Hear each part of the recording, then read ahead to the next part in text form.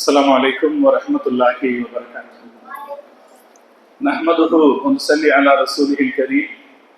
أما بعد، فقد قال الله تعالى في القرآن العظيم والفرقان المجيد: يا أيها النبي حرض المؤمنين على القتال إن يكن منكم 20 صابرون يغلبون 200 وإن يكن منكم 100 يغلبوا 2000 من الذين كفروا بأنهم قوم لا يفقهون. صدق الله العلي العظيم. سبحان ربك رب العزة عما يصفون وسلام على المرسلين والحمد لله رب العالمين. اللهم صل على سيدنا محمد وعلى آله وأصحابه وسلم. اللهم صل على سيدنا محمد وعلى آله وأصحابه وسلم. اللهم صل على سيدنا محمد وعلى آله وأصحابه وسلم. கண்ணியத்திற்கும் மரியாதைக்கும் உரிய அல்லாஹ்வின் நல்லடியார்களே, பெரியவர்களே, அருமை சகோதரர்களே, புனிதம் நிறைந்த ரமலான் மாதத்தினுடைய 17வது தராவீகை நிறைவேற்றி இங்கே அமர்ந்திருக்கிற நம் அனைவரின் மீதும் அல்லாஹ் ஜல்ல ஜலாலுவின் பேர் அருள் என்றென்றும் நிறைவாக பொழியட்டுமாக. ரமலானுடைய 17வது இரவு பத்ரு சுஹதாக்களுடைய நினைவு இரவு. எனவே இந்த இரவிலே நாம் அந்த பத்ரு சுஹதாக்களுடைய மாண்பையும் எண்ணி இந்த சபையிலே கூடியிருக்கிறோம். அல்லாஹு தஆலா பத்ரு சுஹதாக்களுடைய பரக்கத்தினாலே நம் அனைவருக்கும் ஈமானிய வாழ்க்கையை பரிபூர்ணமாக தந்தல் புரிவானாக. நம் சந்ததிகளுக்கும் அல்லாஹ் ஈமானிய வாழ்க்கையை பரிபூர்ணமாக தந்தல் புரிவானாக. வாழும் காலம் வரை இஸ்லாம் என்கிற இந்த மகத்தான மார்க்கத்தின் குடையில் வாழ்வதற்கு அல்லாஹ் நம் அனைவருக்கும் தௌஃபீக் செய்தல் புரிவானாக. வாழும் காலம் வரை அந்த நல்லடியார்களை மதித்து வாழக்கூடியவர்களாக நம் அனைவரையும் அல்லாஹ் ஆக்கிய புரிவானாக. நம் அனைவரையும் அந்த நல்லவர்களின் கூட்டத்தில் அல்லாஹ் சேர்த்தல் புரிவானாக. அருமையான சகோதரர்களே, இன்றைய தினம் பத்ரு நினைவு தினமாக இருக்கிறது. அதோட தொடர்ந்து நாம திருக்குரான் இன்றைய வாழ்க்கைக்கு என்ன வழிகாட்டுதல்களை மனித குலத்திற்கு தருகிறது என்றும் பார்த்து வருகிறோம். அந்த வரிசையில இன்னைக்கு திருக்குரானின் வீரம் என்கிற தலைப்பில் சில செய்திகளை நாம் பார்க்கிறோம். அதிலேயே பத்ரு சுஹதாக்களுடைய மாண்பையும் மகத்துவத்தையும் இணைத்தே நாம் பார்த்துவிட இருக்கிறோம். அல்லாஹு தஆலா கிருபை செய்வான். சகோதரர்களே, மனிதனிடத்தில் இருக்க வேண்டிய குணங்களில் ஒரு முக்கியமான குணம் வீரம் என்கிற குணம். வீரம்னா என்ன அர்த்தம்? நான் நிறைய விளக்கங்களுக்குள்ள போல சுருக்கமா அர்த்தம் சொல்றேன். திருக்குரான் வீரத்திற்கு மிக தெளிவான விளக்கம் சொல்லுது. இன்னைக்கு உலகத்துல வீரம் என்று பல்வேறுபட்ட செயல்களை மக்கள் எடுத்துக்கொள்கிறார். ஒரு ஜாதி வெறியில ஒரு இளைஞனை 4 பேர் சேர்ந்து போய் துரத்தி அடிச்சா அதை வீரம்னு நினைச்சுக்கிறாங்க. சமீபத்துல திருநெல்வேலியில 3 பசங்க எல்லாருமே +1 படிக்கிற பசங்க. ஒரு பையன் பஸ்ல போற பையனை தேடி பிடிச்சி பஸ் நிலையத்துல இறக்கி அடிச்சு கொலை செஞ்சிருக்கிறாங்க. இப்ப கடந்த வாரத்துக்குள்ள நடந்தது. என்னன்னா, இந்த 3 நண்பர்கள்ல ஒருத்தனுடைய தங்கச்சிக்கு இவன் லவ் லெட்டர் கொடுத்துட்டான் அப்படின்ற காரணத்தை வச்சு அடிச்சு கொலை பண்ணிட்டான். இப்படி எல்லாம் செய்வது அந்த பகுதி பெரிய வீரமாக பார்க்கப்படுது. நீங்க திருநெல்வேலி பக்கம் பார்த்தீங்கன்னா அருவாலை தூக்குனா அது வீரம் அப்படின்னு நினைச்சுக்கிற நினைப்பு பல பேர்கிட்ட இருக்கு. அதே போல யாரையாவது அழிச்சு ஒழிச்சிட்டோம்னா அது வீரம்னு நினைக்கிற பழக்கமும் பல பேர்கிட்ட இருக்கு. இன்றைக்கு யமன் நாட்டின் மீது அமெரிக்கா தாக்குதல் நடத்தியிருக்கு. யமன் நாட்டின் மீது அமெரிக்கா தாக்குதல் நடத்தி நாங்க அத்தனை பேரை அழிச்சோம், இத்தனை பேரை அழிச்சோம் அப்படின்னு பெருமிதமா சொல்லுது. யமன் அப்படிங்கிற நாடு இன்னைக்கு எங்க இருக்கு? அதனுடைய செல்வாக்கு என்ன? அதனுடைய வலிமை என்ன? அமெரிக்காங்கிற நாடு எவ்வளவு பெருசு? அதனுடைய செல்வாக்கு என்ன? அதனுடைய வலிமை என்ன?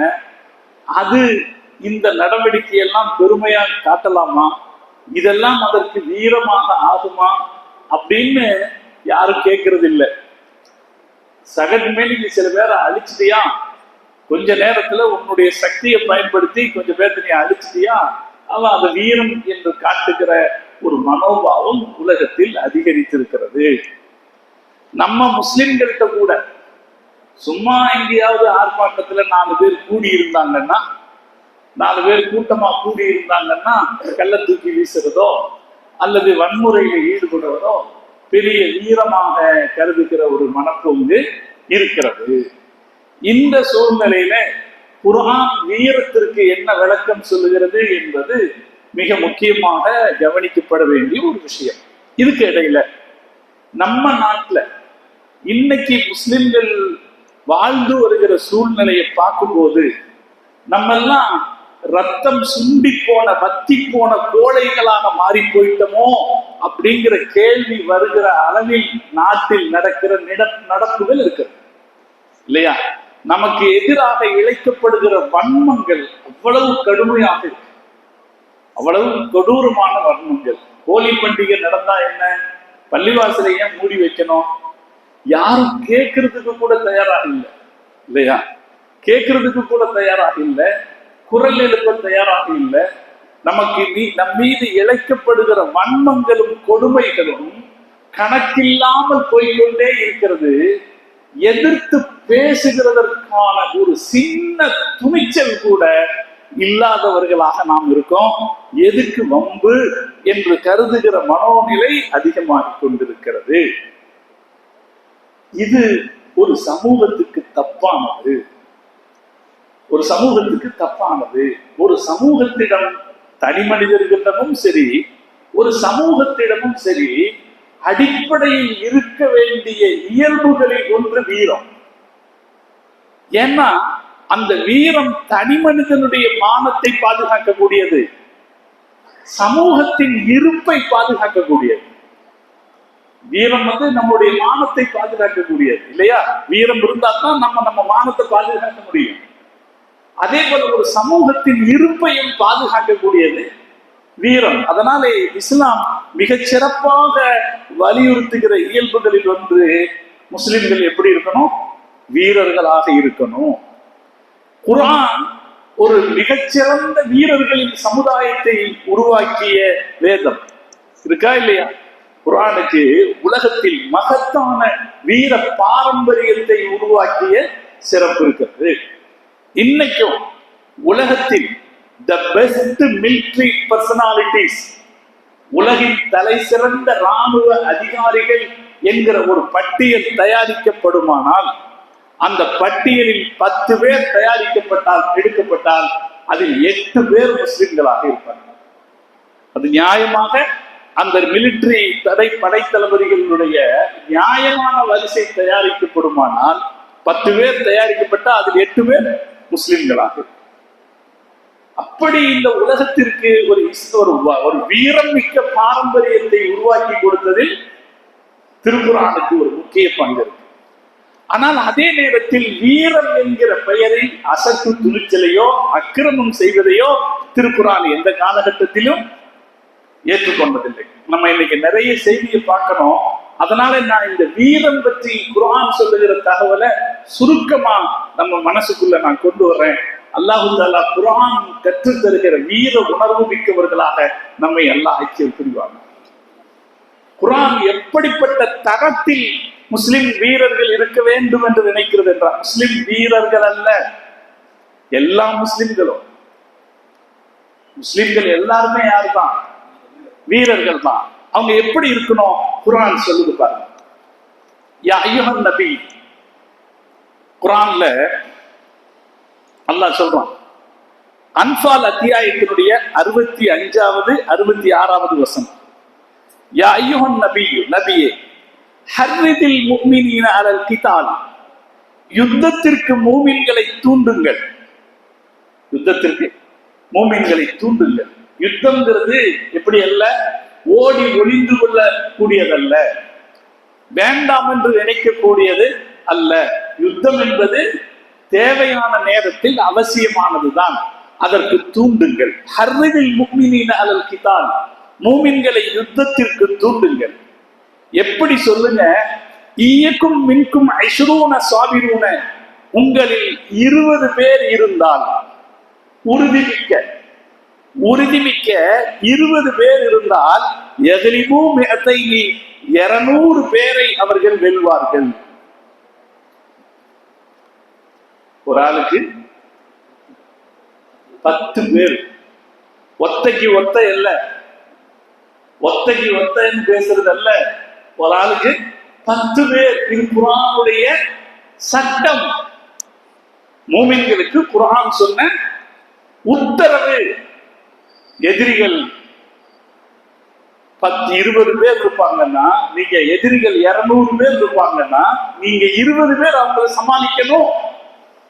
ஈயக்கும் மின்கும் ஐஷரும், உங்களில் 20 பேர் இருப்பார்கள் என்றால், சாபிரூன் உறுதியானவர்கள் 20 பேர் இருப்பார்கள் என்றால், யக்லிபூ மிஅத்தை, அவர்கள் 200 பேரை வெல்ல வேண்டும். வஈயக்கும் மின்கும் மிஅத்துன், உங்களில் 100 பேர் இருப்பார்கள் என்றால் எவ்வளவு? யக்லிபூ அல்ஃபன், அவர்கள் 1000 பேரை வெல்ல வேண்டும். மினல்லதீன கஃபரு, காஃபிரானவர்கள் 1000 பேரை வெல்ல வேண்டும். பிஅன்னஹும் கௌமுன் லா யஃகஹூன், ஏன்னா அவர்கள் எல்லாம் விவரமற்றவர்கள். அவங்க விவரமற்றவர்கள். அவங்கிட்ட சண்டை போடுறதுக்கு என்ன இருக்காது? தெளிவு இருக்காது. அவனை நிலைநிற்க வைக்கிறதுக்கான உறுதியான கொள்கை அவன்கிட்ட இருக்காது, தெளிவு இருக்காது. அதனால அவனை கூட்டமா இருக்கிறான்னு பார்த்துட்டு நீங்க என்ன செஞ்சிடாதீங்க, நீங்க பின்வாங்கிறாதீங்க. இதனுடைய கருத்து என்னன்னா, திருக்குர்ஆனுடைய விரிவுரையாளர்கள் சொல்லுவாங்க, நீங்கள் பின்வாங்க கூடாது. இதனுடைய அர்த்தம் என்ன? அவங்க 200 பேர் தான், 200 பேர் இருக்காங்க, நீங்க 15 பேர் இருந்தீங்க அப்படின்னா நீங்க பின்வாங்கிடலாம். அவங்க 200 பேர் இருக்காங்க, நீங்க 20 பேர் இருந்தீங்கன்னா நீங்க பின்வாங்க கூடாது. பின்வாங்குவது பெரும் பாவம். இஸ்லாத்துல யுத்தத்திலிருந்து, ஒரு சண்டையிலிருந்து பின்வாங்கி போறது பெரும் பாவம், பெரும் பாவங்களில் ஒன்று. அப்ப பின்வாங்க கூடாது. அவங்க 1000 பேர் இருந்தா, நீங்க 100 பேர் இருந்தா பின்வாங்க கூடாது. பத்ர் யுத்தத்துல முஸ்லிம்கள் ஏன் பின்வாங்கலைங்கிறதுக்கு காரணம் நமக்கு புரியும். குர்ஆன் சொல்லிச்சு அப்படி பின்வாங்க கூடாது. ஒரு ஆளு எத்தனை பேருக்கு சமம்? 10 பேருக்கு. முஸ்லிம்கள் பத்ர் யுத்தத்துல எவ்வளவு பேர் இருந்தாங்க? அப்ப அவங்க எவ்வளவு பேர் எதிர்கொள்ளணும்? 3000 பேர். எவ்வளவுதான் இருந்தாங்க? 1000 தான் இருந்தாங்க. இது குர்ஆன் ஊட்டிய வீரம். அதற்கு பிறகு அல்லாஹ் அடுத்த ஒரு வார்த்தையை சொன்னான். அப்ப எவ்வளவு தரமான வீரத்தை குர்ஆன் கற்பிக்கிறது. எவ்வளவு தரம். அப்படித்தானுங்க, ஒரு சரியான வீரன்னா என்ன செய்வான்? ஒத்தாத இல்ல, மொத்த பேரையும் அடிப்பான்னு சொல்லுவானா இல்லையா? அப்ப இங்க குர்ஆன் கத்து கொடுக்குது, ஒரு ஆளு 10 பேரை பார்க்கணும். அதுக்கு அடுத்து அல்லாஹ் சொன்னான், அதுக்கு அடுத்த வசனம், இப்போது இப்போது ஹஃபஃபல்லாஹு அன்கும், அல்லாஹ் உங்களுக்கு இதை கொஞ்சம் லேசாக்கி விட்டான்.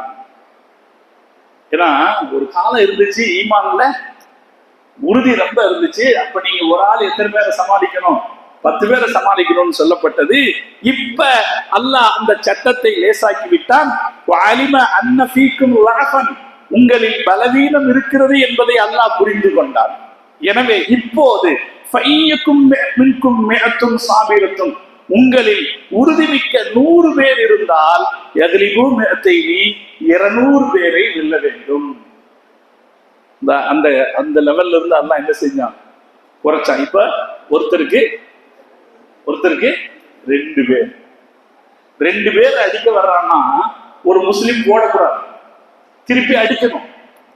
எல்லா இடத்திலையும் ஒரு முஸ்லீம் ஓடக்கூடாது, திருப்பி அடிக்கணும். ரிட்டாலியேட் அப்படின்னு ஆங்கிலத்தில் ஒரு வார்த்தை இருக்கு. முஸ்லிம்கள் எங்கேயும் ஞாபகத்தில் வைக்க வேண்டிய வார்த்தை. எந்த இடத்துலயும் நம்ம என்ன செய்யக்கூடாது? ஓடக்கூடாது. அவன் நம்ம காசை பிடிங்கிட்டு போயிட்டான், ஒரு திருடன் நம்ம பையன் பிடுங்கிட்டு போயிட்டான், 2 பேர் சேர்ந்து நம்ம பையன் பிடுங்கிட்டு போயிட்டான், அச்சோ பிடுங்கிட்டு போயிட்டானேன்னு ஓரமா ஒதுங்கிக்க கூடாது, கத்தி வச்சிருக்கிறானேன்னு ஒதுங்கிக்க கூடாது. அவனை திருப்பி நீ அவனிடமிருந்து தற்காப்புக்காக போராடணும்னு சொல்லி கொடுக்குது இஸ்லாம். நம்ம மௌத்தாயிட்டா என்ன செய்யறது? மௌத்தாயிட்டா அல்லாஹ் சொர்க்கத்தை கொடுப்பான். நபி ஸல்லல்லாஹு அலைஹி வஸல்லம் சொன்னாங்க, மன் ஷஹீத தூன மாலிஹி ஃபஹுவ ஷஹீதுன். தன் காசை பாதுகாப்பதற்காக ஒருவன் போராடினால் அவன் ஷஹீது. தன் மானத்தை பாதுகாப்பதற்காக ஒருவன் போராடினால் அவன் ஷஹீது. முஸ்லிம் எதை பார்க்கணும், அதை பார்க்கணும் அப்படின்னு குர்ஆன் சொல்லி கொடுத்து. அப்ப வீரத்தில் தரம் இருக்குத, குர்ஆன் கத்துக் கொடுக்கிற வீரத்தின் தரம் இப்படிப்பட்டது. எந்த இடத்திலும் புஸ்துலி, கோடைத்தனம், பின்வாங்கி ஒதுங்கி நிற்குதல், தளர்ந்து போகுதல் அப்படிங்கிறதுக்கு எங்க இடம் இல்ல. குர்ஆன் கத்துக் கொடுக்கிற வாழ்க்கை பாடத்தில் இடம் இல்லை. வீரம் அப்படின்னா முஸ்லிம்களை இந்த தரத்துல மார்க்க கத்துக் கொடுக்கு. வீரம்னா என்ன? முதல்ல வீரம்னா மரணத்தை துணிந்து காரியங்களில் முன்னோக்கி செல்வது, அதற்கு பெயர் வீரம். ரொம்ப சிம்பிளா விளக்கம் சொல்லிட்டேன். மரணத்தை துணிந்து காரியங்கள்ல முன்னோக்கி செல்லுதல், என்ன வந்தாலும் பார்த்துக்கலாம் அப்படின்னு முன்னோக்கி போறது வீரம். இது வீரம். இந்த வீரம் வேணும்னு குர்ஆன் சொல்லுது. அது எந்த அளவுல வேணும்? ஒரு ஆளு 2 பேரை எதிர்க்கிற லெவல்ல வேணும்னு சொல்லுது. அப்படி சொல்ற குர்ஆன் அடுத்து சொல்ற செய்தி என்னன்னா, தேவை இருந்தால் வீரம் காட்டணும். நான் ரொம்ப வேகமா சொல்றேன், இதுக்கு இந்த அடுத்து பதிலுக்குள்ள போகணும்னு இருக்கேன். தேவை இருந்தால் வீரம் காட்டணும், தேவையில்லாத இடத்துல வீரம் காட்டக்கூடாது. இதுவும் குர்ஆனுடைய வழிகாட்டுதல். தேவை இருக்கிற இடத்தில் வீரம் காட்டணும், தேவையில்லாத இடத்தில் வீரம் காட்டணும். பெண்கள்கிட்ட போய் வீரம் காட்டக்கூடாது, பொம்பளைகிட்ட போய் வீரம் காட்டக்கூடாது. ஏன்? நீ அடிச்சா அவங்க திருப்பி அடிக்க மாட்டாங்க இல்லையா? பெண்கள் இடத்துல வீரம் காட்டக்கூடாது. நம்மளை விட சாதாரண நிலையில் இருக்கிறவங்கள்ட்ட போய் வீரம் காட்டக்கூடாது. நம்மளோட தரமா இருக்கிறவங்களிடம் தான் வீரம் காட்டணும். நபி ஸல்லல்லாஹு அலைஹி வஸல்லம் அவர்கள் சண்டையிடும் போது சொன்னார்கள், நீங்கள் வயதானவர்களிடத்தில் உங்கள் வீரத்தை காட்டாதீர்கள், ஆலயங்களில் அடைக்கலமாகி இருக்கிற துறவிகளிடத்தில் வீரத்தை காட்டாதீர்கள். அவங்களுக்கு என்ன தெரியும் சண்டையை பத்தி? பெண்களிடத்தில் வீரத்தை காட்டாதீர்கள், சிறுவர்களிடத்தில் வீரத்தை காட்டாதீர்கள். இப்ப வீரத்தை யார்கிட்ட காட்டணும்? யார்கிட்ட காட்டணுமோ அவங்கள்ட்ட தான் காட்டணும். தேவையான இடத்துலதான் காட்டணும், தேவையில்லாத இடத்துல காட்டக்கூடாது. நான் மீண்டும் சொல்றேன், ரசூலுல்லாஹ் சொன்ன ஹதீஸ், லை யல்ரிப ஹியாருக்கும், உங்களில் நல்ல மனிதர்கள் மனைவியை அடிக்க மாட்டார். மனைவியை அடிச்சுட்டா ஆம்பளை ஆயிடுமா? குர்ஆன் அனுமதிக்குது. சில நேரங்களில் சில சிக்கல்களை முடிவு செய்வதற்கு ஒரு லேசா ஒரு தட்டு தட்டுனா அந்த பேச்சு நின்றோம். அந்த மாதிரி திருத்தத்திற்காக குர்ஆன் அனுமதிக்குது. வன்மமா அடிக்கிறதுக்கு குர்ஆனும் அனுமதிக்கல, ரசூலுல்லாஹ்வும் அனுமதிக்கல. வீரம்ங்கிறது எந்த இடத்தில் வெளிப்படுத்தப்பட வேண்டுமோ அந்த இடத்தில் வெளிப்படுத்தப்பட வேண்டும். தேவை இருந்தால் வெளிப்படுத்தப்படும். இது முதலில் நாம வகைப்படுத்த வேண்டிய விஷயம். வீரம் எங்க வெளிப்படுத்தப்படணும்? தேவை இருக்கிற. 2வது, நல்ல விஷயத்திற்காக வெளிப்படுத்தப்பட வேண்டும். வீரம் என்பது குர்ஆனுடைய பல கருத்துக்கள் அதன் அடிப்படையில் வரும். எந்த விஷயத்துக்காக நம்ம போராடுறோமோ அந்த போராட்டம் எப்படி இருக்கணும்? நன்மையானதாக. அதுதான் வீரம். தீயதன்ல வீரம் காட்டுறதுக்கு பேரு வீரம் இல்லை. ஒரு ஆளு ஒரு பெண்ணை கற்பழிக்கிறான், கற்பழிக்கிறது வீரமா? தீய விஷயத்துல அதே போல ஒரு 2 பேர் சேர்ந்து அல்லது ஒரு ஆள் ஒருத்தருடைய காசை பிடிக்கிட்டு போறான், மிரட்டி கத்தியை காட்டி மிரட்டி காசை பிடிக்கிட்டு போறான், அது வீரமா? அதெல்லாம் வீரமாக இருக்க முடியாது. வீரம் என்பது எப்படி இருக்கணும்? நல்ல விஷயத்தில் இருக்கு. வீரம் அப்படிங்கிறது தேவைப்பட்டால் வெளிப்படணும். வீரம் என்பது நல்ல விஷயத்தில் இருக்கணும். வீரத்துக்கு 3வது ஒரு இலக்கணம் என்னன்னா, நல்ல விஷயத்தில் இடம்பெறும் போதும் கூட அது நீதி தவறாமல் இருக்கணும். வீரம் என்பது நீதி தவறாமல் இருக்கணும். ஒரு வீரங்கிறவன் அப்படித்தான். அவன் எப்படி இருக்கக்கூடாது? அநீதிக்கு போறவனாக இருக்கக்கூடாது. அவன் நீதி பக்கம் நிற்கிறவனா இருக்கணும். குர்ஆன்ல அல்லாஹ் சொன்னான், லா யஜ்ரிமன்னக்கும் ஷனானு கௌமின் அலா அல்லா தஅதிலு, நீங்கள் நீதி செலுத்தாமல் இருக்க உங்களை தூண்டிவிட வேண்டாம். யார் மீதாவது உங்களுக்கு இருக்கிற கோபம், நீங்கள் நீதி தவறுவதை உங்களுக்கு தூண்டிவிட வேண்டாம். ஒண்ணு இல்ல, நபி ஸல்லல்லாஹு அலைஹி வஸல்லம் மக்காவுக்கு வந்தாங்க உம்ரா செய்யறதுக்கு. வரும்போது மக்காக்காரங்க தடுத்துட்டாங்க. தடுத்த உடனே வேற வழி இல்லாம உம்ரா செய்யாம அங்கேயே வெளியிலேயே இஹ்ராம கலைஞ்சிட்டு முஸ்லிம்கள் திரும்பி போறாங்க. திரும்பி போகும்போது மக்காக்காரர்களுடைய ஒரு பெரிய ஆட்டு மந்தை வருகிறது. அப்ப சில பேர் நினைக்கிறாங்க, இவனுங்க நம்மள உள்ள உடலி இல்லை, நம்மள உள்ள உடலே இல்லை, இப்ப இந்த ஆட்டு மந்தையை நாம என்ன செய்ய முடியும்? தாக்க முடியும் இல்லையா? இப்ப இது நம்ம கண்ட்ரோல்ல, நம்ம தாக்க முடியும்னு நினைச்சாங்க. அப்ப அல்லாஹ் சொன்னான், ஒரு சாரார் மீது உங்களுக்கு இருக்கிற கோபம் நீங்கள் அநீதி செய்ய உங்களை தூண்டிவிட வேண்டாம், தைரியத்தை தந்துவிட வேண்டாம். நீதமாக நடந்து கொள்ளுங்கள், தக்குவா, அதுதான் தக்குவாவுக்கு மிக நெருக்கமான. எந்த வீரனும், எந்த இஸ்லாமிய போராளி, இஸ்லாத்தின் பெயரால் போராடுகிறோம், ஜிஹாது செய்கிறோம் சொல்ற எவனும் நீதி தவறினால் அது இஸ்லாமே அல்ல. நீதி தவறினால், அப்பாவிகளை கொன்றால், சம்பந்தம் இல்லாதவர்களுக்கு இடையூறு செய்தால், அது எங்கே போய் கேட்க வேண்டாம். எங்க இருக்கு? குர்ஆன்ல இருக்கு. நீ எந்த பெரிய வீரனாக இருந்தாலும் அது நீதியின் பார்ப்பட்டதாகத்தான் இருக்கிறது. முஹம்மது ரசூலுல்லாஹி ஸல்லல்லாஹு அலைஹி வஸல்லம் அந்த நீதியின் பார்ப்பட்டுத்தான் அவர்கள் தனது எல்லா வெளிப்பாடுகளையும் செய்தார். ஒரு உதாரணம், இதே பத்ர் யுத்தம். இந்த பத்ர் யுத்தத்துல ஒரு செய்தி இருக்கு. நான் ஏற்கனவே உங்களுக்கு சொல்லியிருக்கேன். முஸ்லிம்ல, சஹீஹ் முஸ்லிம்ல இந்த ஹதீஸ் வருது. ஹுதைஃபா ரலியல்லாஹு தஆலா அன்ஹுங்கிற சஹாபி சொல்றார், நான் பத்ர் யுத்தத்துல கலந்துக்க முடியல, ஆனா நானும் என்னுடைய தந்தையும் யமன்ல இருந்து வந்துகிட்டு இருந்தோம். வர்ற வழியில மக்காக்காரங்க எங்களை புடிச்சுட்டாங்க. அவங்க என்ன கேட்டாங்க? இன்னக்கும் துரீதுன முஹம்மதன், முகம்மது கிட்டயா போறீங்க அப்படின்னு கேட்டாங்க.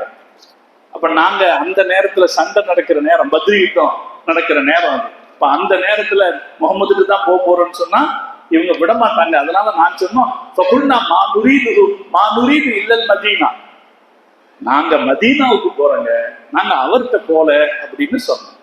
அப்படியா, சத்தியம் பண்ணுங்க அப்படின்னு சொன்னாங்க.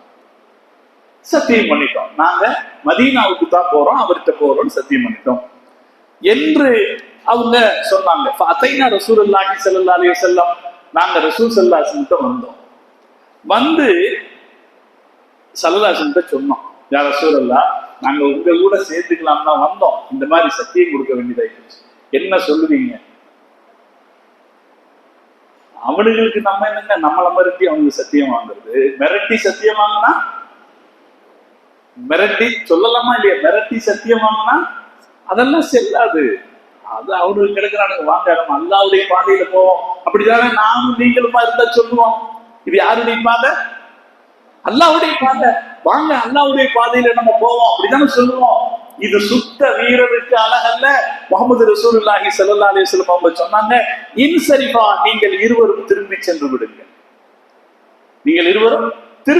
விடுங்கள், நஃபீது அஹதிஹி, அவர்களுக்கு நாம் செய்து கொடுத்த உடன்படிக்கையை நிறைவேற்றுவோம், வனஸ்தஈனுல்லாஹ, அல்லாஹ்விடத்தில் நாம் உதவி கேட்போம். சகோதரர்களை, நம்ம மார்க்கம் உலகத்துல ஆக பண்பட்ட வீரத்துக்கு எடுத்துக்காட்டாக இருக்க மார்க்கம். வஞ்சகம் செய்யறவன் வீரனாக இருக்க முடியாது, நீதி தவறுகிறவன் வீரனாக இருக்க முடியாது, நீதியின் வழியில தான் இருக்கணும். இது குர்ஆன் சொல்லி காட்டுச்சு. அப்ப ஒரு நான் முதல்ல என்ன சொன்னேன், வீரன் எப்படி இருக்கணும்? தேவைக்கு அவன் உயிரை பணயம் வைத்து மரணத்திற்கு அஞ்சாமல் ஒரு காரியத்தை முன்னெடுக்கணும். தேவைக்கு அது நல்லதாக இருக்கும். இந்த யுத்தத்தில் ஈடுபடுகிற போது, நீ வீரமிக்க காரியத்தில் ஈடுபடுகிற போது அந்த காரியம் எப்படி இருக்கணும்? அந்த காரியம் நீதியானதாக இருக்கணும். ஒருவேளை அந்த காரியத்தில் நீங்கள் தோல்வி அடைந்து விட்டால்,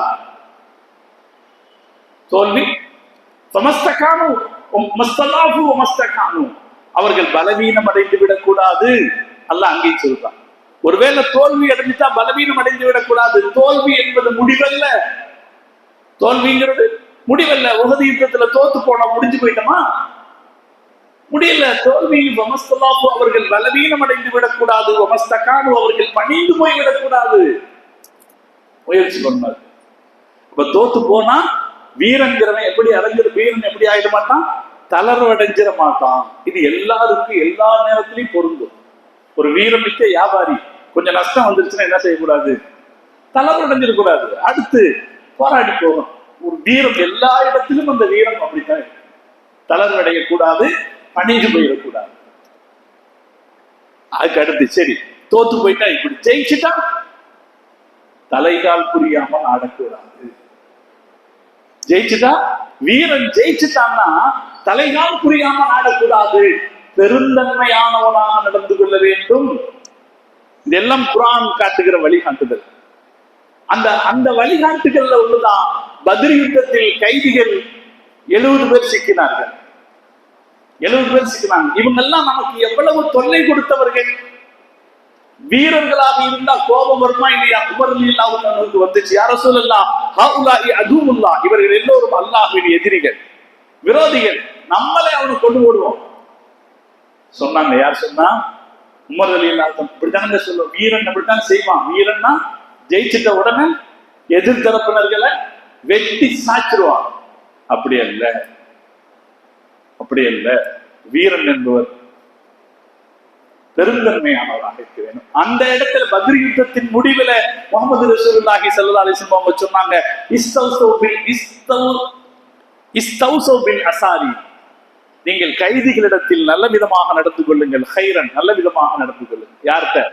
கைதிகள்கிட்ட நல்ல விதமாக நடந்து அப்படின்னு சொன்னதுனால அதுக்கப்புறம் என்ன நடந்துச்சு அப்படிங்கிறத வரலாறு காட்டுது. அபுல் ஆஸ் இப்னு ரபீங்கிற ஒரு கைதியா சிக்கி இருக்கார். அபுல் ஆஸ்னா ரசூலுல்லாஹ்வுடைய மருமகன், இதுல கைதியா சிக்கி இருக்கார்.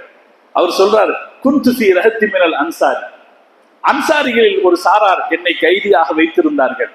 ஜஸாஹுல்லாஹு கைரன், அல்லாஹ் அவர்களுக்கு நல்ல கூலி தர வேண்டும். குன்னா இதா தஅஷீனா அவ் தஅதீனா, சாப்பிடுகிற நேரம் வருகிற போது ஆதரூனி பில் குப்ஸி, எனக்கு ரொட்டியை கொடுப்பார்கள். அகலு தம்ர, அவர்கள் பேரித்தம்பழத்தை சாப்பிடுவார்கள்.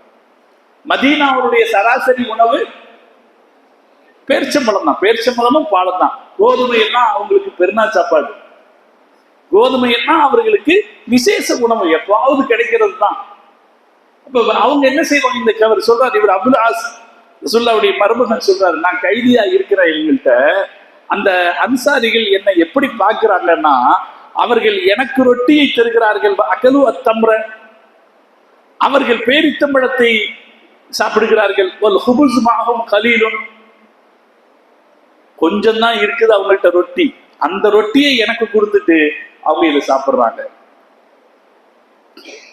அதுக்கப்புறம் ஹத்தா இன்னொரு அவங்க யாருக்கிட்டையாவது கடைசியில ஒரு சின்ன துண்டு தான் இருக்குதுன்னா அதை கூட எனக்கு கொடுத்துட்டு அவங்க நிறைய.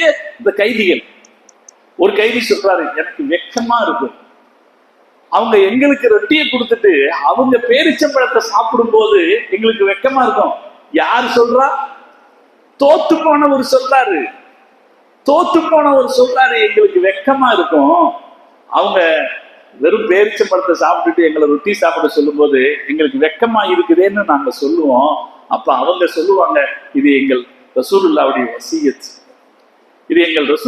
வசியத், அதனால நீங்க தான் அப்படி சாப்பிடணும். அடுத்து இன்னொருத்தர் சொல்றாரு,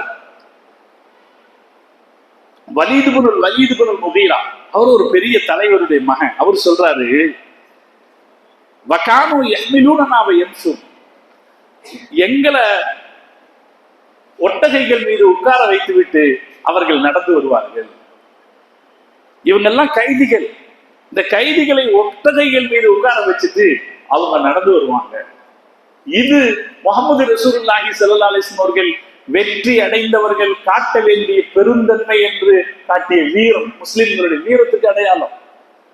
சலாஹுத்தீன் அய்யூபி, அவர் பைத்துல் முகத்தஸ் ஜெயிச்சிடுறாரு. பைத்துல் முகத்தஸ் ஜெயிக்கும் போது அங்கே ராபர்ட்டா ஒரு மன்னர் இருக்கிறார், எங்கே கிறிஸ்துவ மன்னர். அந்த ஆளுக்கு உடம்பு சரியில்லை, அவனுக்கு மருத்துவம் பார்ப்பதற்காக டாக்டர்களை சலாஹுத்தீன் அய்யூபி அனுப்பி வைத்தார் என்று வரலாறு சொல்லுது. வெற்றி அடைந்த நிலையிலும் வீரர்கள் எப்படி இருக்கக்கூடாதுன்னா தலைதெறித்து ஆடுபவர்களாக இருக்கக்கூடாது, பெருந்தன்மையுடையவர்களாக இருக்கணும். அதுதான் வீரத்தின் அடையாளம் என்று திருக்குரான் கற்பிக்கிறது. இன்னும் குரானுடைய பல ஆயத்துகள் இருக்குது, ஆனா நம்ம அதையே பார்த்துட்டு இருந்தோம்னா அது ரொம்ப நாள். ஆக சுருக்கமாக குரான் எப்படி சொல்லிக் கொடுக்குது, வீரமா நடந்துக்கணும்னு சொல்லிக் கொடுக்குது. நாம என்ன செய்யக்கூடாதுங்க, நம்மளை அடிக்க வந்துட்டா 4 பேருக்கு புரண்டு ஓடி பின்னாடி வரக்கூடாது, பின்னாடி ஓடி வரக்கூடாது, எதிர்த்து நிக்கணும், போராடணும். 20 பேர் இருந்தா எத்தனை பேரு? 10 பேர் இல்ல, குறைஞ்சபட்சம் 2 பேர். முதல்ல இருந்துச்சு 20 பேர் இருந்தீங்கன்னா 200 பேர் எதிர்கொள்ளணும்னு இருந்துச்சு. இப்ப ஒரு ஆளு 2 பேர்த்த எதிர்த்து நிற்கும். குறைஞ்சது ஒரு ஆளு 2 பேரை எதிர்த்து நிற்கும். 10 பேர் 20 பேரை எதிர்த்து நிற்கணும். இது இன்று வரைக்கும் முஸ்லிம்களுக்கு இஸ்லாம் குர்ஆன் கற்றுக் கொடுக்கிற வீர உணர்வு.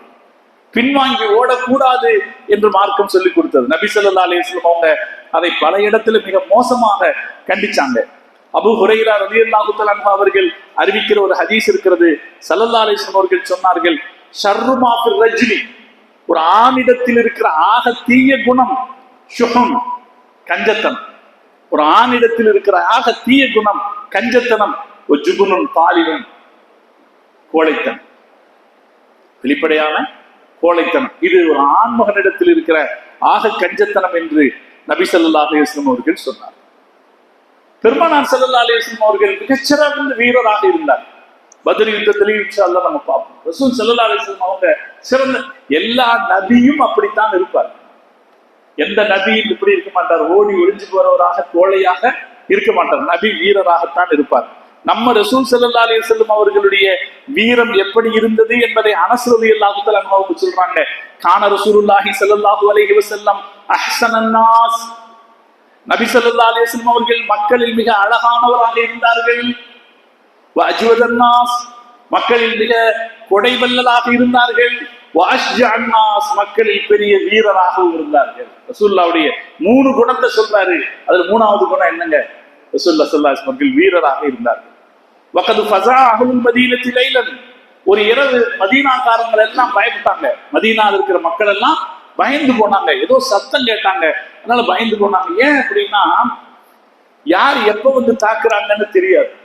திடீர்னு சத்தம் கேட்டோன்னே ஏதோ எதிரிகள் தான் உள்ள வந்துட்டாங்களோ அப்படின்னு பயந்து போனாங்க. மக்கள் வெளியே வந்து பார்த்தாங்க, அதுல பெரிய வீரர் அபூ தல்ஹா ரலியல்லாஹு தஆலா அன்ஹு. அப்ப அவர் அது மாதிரி மற்றவங்க எல்லாம் வெளியே வந்து பார்த்தா ரசூல் ஸல்லல்லாஹு அலைஹி வஸல்லம் அவங்க அபூ தல்ஹா ரலியல்லாஹு தஆலா அன்ஹுவுடைய குதிரை மேல ஏறி உட்கார்ந்து அந்த குதிரைக்கு அதற்கான கடிவாளங்களை எல்லாம் போடாமலே, குதிரைக்கு கடிவாளம் போட்டா தான் அதை நம்ம கண்ட்ரோல்ல வைக்க முடியும். கடிவாளம் போடாம ஓட்டணும்னா அதுக்கு பெரிய தைரியம் இருக்கணும். நபி ஸல்லல்லாஹு அலைஹி வஸல்லம் அவங்க அந்த அபூ தல்ஹா ரலியல்லாஹு தஆலா அவருடைய குதிரையில அதற்கு கடிவாளம் எல்லாம் போடாம கையில் வாளோடு உட்கார்ந்து இருப்பதை சஹாபாக்கள் பார்த்தாங்க. எல்லாரும் பயந்து போய் வெளியே வந்து பார்த்தா வெளியே யாரு இருக்கா? நபி ஸல்லல்லாஹு அலைஹி வஸல்லம் அவர்கள் இருந்தார்கள்.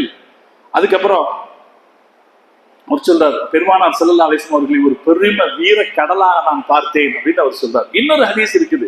பரா இப்னு ஆசிப் ரலியல்லாஹு தஆலா அவர்கள் சொல்கிறார்கள், இத ஹமரல் பஅஸ, பெருமானார் ஸல்லல்லாஹு அலைஹி வஸல்லம் அவர்கள் போருக்கான ஆடையை அணிந்து விட்டால் யுத்தகாபிஹி, அவங்க போதும்னு பின்னாடி இருக்கிற மக்கள் நினைச்சுக்குவாங்க. நபி ஸல்லல்லாஹு அலைஹி வஸல்லம் இருந்துட்டா என்ன நினைச்சுக்குவாங்க? பின்னாடி இருக்கிற மக்கள் போதும் என்று நினைத்துக் கொள்வார்கள், அவரை கொண்டு பாதுகாப்பு தேடப்பட்டு விடும் என்று அவர் சொல்றாரு. அலி ரலியல்லாஹு தஆலா அன்ஹு சொல்றாங்க, அலி ரலியல்லாஹு தஆலா அன்ஹு தான் நம்ம பெரிய வீரர்னு பேசுவோம். அலி ரலியல்லாஹு தஆலா அன்ஹு சொல்றாங்க, லகத் ரஐதுனா யௌம பத்ரி, பத்ர் அன்றைக்கு நாம் பெருமானாரை பார்த்தோம். வ நஹ்னு நலூது பி ரசூலில்லாஹி ஸல்லல்லாஹு அலைஹி வஸல்லம், நாங்கள் பெருமானாருக்கு பின்னால் ஒளிந்து கொண்டிருந்தோம், அவர்களை வைத்து நாங்கள் ஒளிந்து கொண்டிருந்தோம். ஓஹுவ அக்ரபுனா இலல் அது, பெருமானார் எங்களை விட எதிரிகளுக்கு மிக பக்கத்தில் இருந்தார்கள், நாங்க ரசூலுல்லாஹ்வுக்கு பின்னாடி போய்கிட்டு இருந்தோம். ரசூலுல்லாஹ் எங்களை விட எதிரிகளுக்கு மிக பக்கத்தில் இருந்தார்கள். வகான மின் அஷத்தின் நாஸி யௌமைதின் பஅஸன், அன்று பெருமானார் ஸல்லல்லாஹு அலைஹி வஸல்லம் அவர்கள் மிகப்பெரிய பங்காற்றினார்கள் அப்படின்னு யார் சொல்றா? அலி ரலியல்லாஹு.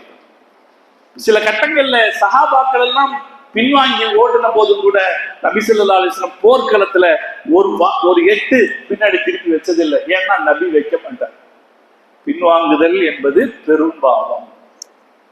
பின்வாங்குதல், யுத்தத்துல பின்வாங்குதல்ங்கிறது பெரும்பாலும். அதனால நபி எந்த கட்டத்திலையும் முன் வச்ச கால பின் வைக்க மாட்டார். முகமது ரசூலுல்லாஹி ஸல்லல்லாஹு அலைஹி வஸல்லம் அவங்களுடைய இதுல அப்படி இருந்தாங்க. இந்த வீரமாக செயல்படுவதற்கு குர்ஆன் சில விஷயங்களை சொல்லுது. நீங்க எப்படி இருக்கணும்னா தயாரிப்போட இருக்கணும். எப்படி இருக்கணும்? தயாரிப்போட இருக்கணும். அல்லாஹ் குர்ஆன்ல சொல்றான், வஅய்து லஹு மஸ்ததஅதும் வஅய்து லஹு மஸ்ததஅதும் மின் குவத்தின். உங்களது உடல் பலத்தை நீங்கள் தயாராக வையுங்கள். உடல் பலத்தை தயாரா வைக்கணும். ஒரு முஸ்லிம் அவர் எப்பவுமே அந்த உடல் பலத்தை இதுக்கெல்லாம் தயாரான மாதிரி வைக்கணும். ஒமின் ரிபாத்துல் ஹைல், உங்கள் ஆயுதங்களை தயாராக இருங்கள். அந்த காலத்துல குதிரைகள், அந்த குதிரைகளுடனான பயிற்சியை நீங்கள் தயாராக வையுங்கள். நீங்களும் உங்களுடைய ஆயுதங்களும் தயாரா இருக்கணும். எந்த அளவுலன்னா துர்ஹிபூன பிஹி அதுவல்லாஹி, அல்லாஹ்வுடைய எதிரிகள் பயப்பட வேண்டும். அல்லாஹ்வுடைய எதிரிகள் பயப்படணும். எப்படி பயப்படணும்? இவங்கள்ட்ட பம்பு வச்சுக்க கூடாது, இவங்க ஒளிஞ்சு நிக்கிற ஆளுகள் அல்ல, தயங்கி நிக்கிற ஆளுகள் அல்லன்னு நினைக்கணும். அதே போல அந்த அளவுல நீங்கள் நடந்து கொள்ளணும் அப்படின்னு அல்லாஹ் அந்த ஆயத்துல சொல்றான். இன்னொரு இடத்துல அல்லாஹ் சொல்றான், யா அய்யுஹல்லதீன ஆமனூ, முஸ்லிம்களே, இதா லகீதும் ஃபிஅத்தன், எதிரிகளின் ஒரு கூட்டத்தை நீங்கள் சந்தித்தீர்கள் என்றால் ஃபத்புது, உறுதியாக நில்லுங்கள், உறுதியாக நில்லுங்கள். வதுகுருல்லாஹ கதீரன், பயப்படாதீங்க. அல்லாஹ் அல்லாஹ்னு சொல்லுங்க, பயப்படாதீங்க. யார சொல்லுங்க? எந்த இடத்துலயும் யார நினைச்சுக்குங்க, அல்லாஹ்வை திக்ர் செய்யுங்க. லஅல்லக்கும் துஃப்லிஹூன், நீங்கள் ஜெயிப்பீர்கள். யார் சொல்றாங்க? குர்ஆன் சொல்லு. வேற ஏதாவது வேணுமா நமக்கு? எதிரியை பார்த்தா நிறைய பேர் இருக்கிறாங்க, பார்த்தா பயப்படுற மாதிரி இருக்குன்னா கூட நீங்க யார நினைச்சுக்குங்க? அல்லாஹ் ரசூலுல்லாஹ் பத்ர் யுத்தத்திலே சஹாபாக்களை எல்லாம் களத்தில் நிற்க வைத்து விட்டு அவங்க யா ஹய்யூ யா கய்யூம் யா ஹய்யூ யா கய்யூம் என்று மட்டுமே சொல்லிக் கொண்டிருந்தார்கள் என்று ஹஸரத் அலி ரலியல்லாஹு தஆலா சொல்றாங்க. நான் 4 தடவை போய் பார்த்தேன். அலி ரலியல்லாஹு தஆலா சொல்றாங்க, போர் நடந்துகிட்டு இருக்கிற நேரத்துல, பத்ர் போர் நடந்துகிட்டு இருக்கிற நேரத்துல நான் ஒரு தடவை போனேன். ரசூலுல்லாஹ் சஜதாவுல விழுந்து யா ஹய்யூ யா கய்யூம் சொல்லிக்கிட்டு இருந்தாங்க. திரும்ப வந்தேன், திரும்ப போனேன், திரும்ப வந்தேன், திரும்ப போனேன். 4 தடவை நான் போனேன். 4 தடவை ரசூலுல்லாஹி ஸல்லல்லாஹு அலைஹி வஸல்லம் அவர்கள் யா ஹய்யூ யா கய்யூம் என்று சொல்லிக் கொண்டிருந்தார்கள். லஅல்லக்கும் துஃப்லிஹூன், அல்லாஹ் சொல்றான், நீங்கள் அல்லாஹ்வை திக்ர் செய்யுங்க, நீங்கள் ஜெயிப்பீர்கள். ஜெயிச்சாங்களா இல்லையா? ஜெயிச்சாங்க. வெற்றிங்கிறது நம்ம லெவலுக்கு தயாராக இருக்கணும். நம்ம லெவலுக்கு தயாராக இருக்கணும். தயாராக இருக்கிறதுக்கு குர்ஆன் வழி சொல்லுது. முதல்ல என்ன இருக்கணும்? உங்க உடல் தயாரா இருக்கும், ஆயுதங்கள் தயாரா இருக்கும். இன்னும் குர்ஆனுடைய வழிகாட்டுதல்ல வேற விஷயம் இருக்கு. என்னன்னா புத்தி கூர்மையோட செயல்படணும், நுணுக்கமான அறிவோட செயல்படணும். சண்டை போட போகும்போது எது முக்கியம் அல்ல, வெறும் தைரியம் முக்கியம் அல்ல, எது முக்கியம்? புத்தி கூர்மையோட செயல்படணும். அதே போல நுட்பமான ஆயுதங்களும் முக்கியம். நுட்பமான ஆயுதங்களும் முக்கியம். ஆயுத பிரயோகங்களை பற்றிய தெளிவு இருக்கணும். ரசூல் ஸல்லல்லாஹு அலைஹி வஸல்லம் பத்ர் யுத்தத்தின் போது சஹாபாக்கள் சொன்ன ஒரு அறிவுரை, வஸ்தபுகு நபுலக்கும், அம்புகளை விரயம் செய்து விடாதீர்கள். அம்புகளை சும்மா சரமாரியா அடிக்கிறது இல்லையா, அப்படித்தானே செய்வாங்க. பக்கத்துல வந்த பிறகு அடியுங்கள். பக்கத்துல வந்த பிறகு. இன்னொன்னு சொன்னாங்க, சும்மா வாழ தூக்கிட்டு நிக்காதீங்க, அவர்கள் பக்கத்தில் வந்து உயர்த்தினால் நீங்களும் உயர்த்தி. இதெல்லாம் நபி ஸல்லல்லாஹு அலைஹி வஸல்லம் அவங்க பத்ர் யுத்தத்தில் முஸ்லிம்களுக்கு சொல்லி காட்டிய ராணுவ உத்திகள். பின்னால் வந்த வரலாற்று ஆசிரியர்கள் நபி ஸல்லல்லாஹு அலைஹி வஸல்லம் எப்படி ஜெயிச்சாங்கிறதுக்கு இந்த ராணுவ உத்திகளை எல்லாம் சொல்லி காட்டுவார். இப்ப வீரத்துக்கு இந்த 4 விஷயம்: ஒண்ணு உடல் ஆரோக்கியமாக இருக்கணும், 2வது ஆயுத தயாரிப்புகள் இருக்கணும், தேவைப்பட்ட தயாரிப்புகள் இருக்கணும், 3வது அறிவோட செயல்படணும், 2வது ஆயுதங்கள்ல பயன்படுத்துறதுல நுட்பங்களை கையாளும். இதெல்லாம் எப்பவே ரசூலுல்லாஹ் சொல்லி கொடுத்துட்டாங்க. இதுலதான் நாம தவற விட்டுட்டோம். எதுல தவற விட்டுட்டோம்? அறிவை பயன்படுத்துறதுலையும் நுட்பங்களை பயன்படுத்துறதுலையும் நாம பின்தங்கிட்டோம். நம்மகிட்ட வீரத்துக்கு எந்த காலத்திலும் குறைச்சல் இருந்ததில்லை, துணிச்சலுக்கு எந்த காலத்திலும் குறைச்சல் இருந்ததில்லை. முஸ்லிம்கள் இந்த 1500 ஆண்டு கால வரலாற்றில் எங்கெல்லாம் அவர்கள் ஜெயிச்சார்களோ அங்கெல்லாம் அவங்க கம்மியான எண்ணிக்கையில் இருந்தார்கள், எதிரிகள் பல மடங்கு அதிகமாக இருந்தார்கள். பத்ர்ல மட்டும் இல்லை, பத்ர்ல மட்டும் இல்லை. பத்ருங்கிறது சின்ன 2 குடும்பங்களுக்கு இடையில நடந்த சண்டை.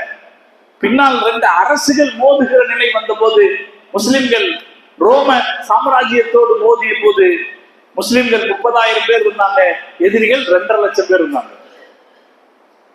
அப்ப எந்த வரலாற்றில் எந்த கட்டத்திலும் முஸ்லிம்கள் பெரிய எண்ணிக்கையில் இருந்து ஜெயிச்சாங்கன்றதே கிடையாது, கொஞ்சம் எண்ணிக்கை தான். அதனால எண்ணிக்கை பெருசு இல்ல. வீரத்தை வெளிப்படுத்துறதுல எந்த காலத்திலையும் முஸ்லிம்கள் தயங்கி நிக்கல. மாஷா அல்லாஹ். நம்மகிட்ட இருக்கிற மாதிரி வீரத்தை பத்தி பேசுற தகவல்கள் வேறு. இந்த சிரியா வெற்றின்னு இருக்க, இஸ்லாமிய வரலாற்று ஆசிரியர்கள் ஃபுதூஹு ஷாம், சிரியாவின் வெற்றியினே தனி கிதாபுகள் எழுதியிருக்காங்க. சிரியா வெற்றியில இவ்வளவு செய்திகள் இருக்கு.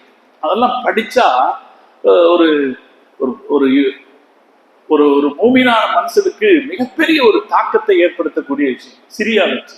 அவ்வளவு விஷயங்கள். அதுல முக்கியமான ஆளா இருந்தவர் காலித் இப்னு வலீத் ரலியல்லாஹு அன்ஹு. மாஷா அல்லாஹ், மார்க்கம் கண்ட மகத்தான பெரு வீரர். நபி ஸல்லல்லாஹு அலைஹி வஸல்லம் அவர்களால் சைஃபுல்லா, அல்லாஹ்வின் வாள் என்று பட்டம் சூட்டப்பட்டவர். அவரு ஒரு ஒரு யுத்தம், ஒரு ஐநு தம்ரு அப்படின்ற ஒரு யுத்தம். அந்த யுத்தத்துல வல்லரசு படை யாருன்னா ரோம படை, அந்த உள்ளூர்கார ஹம்கா அப்படின்ற உள்ளூர் தலைவர் அந்த வல்லரசு படையினுடைய துணைக்கு வந்திருக்கிறவன் சொல்றான், நான் வர்றேன் கூட, நம்ம போலாம், நீ முஸ்லிம்கள் கம்மியானவங்களா இருக்கிறத பார்த்துட்டு நீ அலட்சியமா இருந்துடாதேன்னு சொல்றான். ஆனா இவன் ஹம்காங்கிறவன் கேட்கல. இவன் என்ன பண்ணா, அதெல்லாம் நான் பார்த்துக்குவேன், நீ சும்மா இருந்தான். இவன் தனியா வந்தான். இவன் பெரிய படை இவங்கிட்ட இருக்கிறது, முஸ்லிம்கிட்ட கொஞ்சம் படை. காலித் இப்னு வலீத் ரலியல்லாஹு அன்ஹு சொன்னாங்க, கொஞ்சம் இருங்க, என்னை சுத்தி மட்டும் நீங்க பாத்துக்கங்க அப்படின்னு சொன்னாங்க.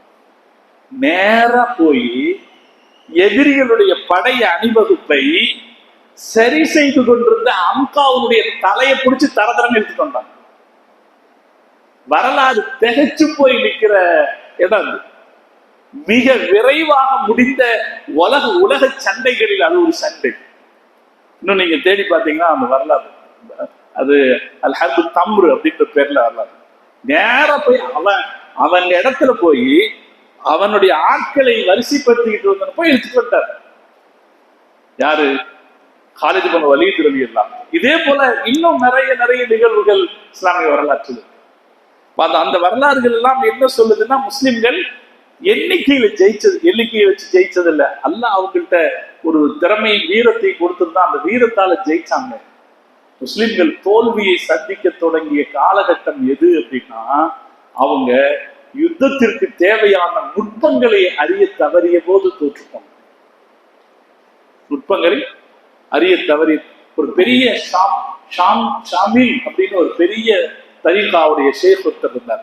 ரஷ்யாக்காரர்களை எதிர்த்து, ரஷ்யக்காரங்க நிறைய இஸ்லாமிய நாடுகளை சின்ன பின்னமாக்குனாங்க, கம்யூனிஸ்டுகள் அவங்களை எதிர்த்து போராடிக்கிட்டு இருந்த ஒரு பெரிய அறிஞர் நக்ஷபந்திய தரீகாவுடைய ஒரு பெரிய ஷேக் ஷாமில்.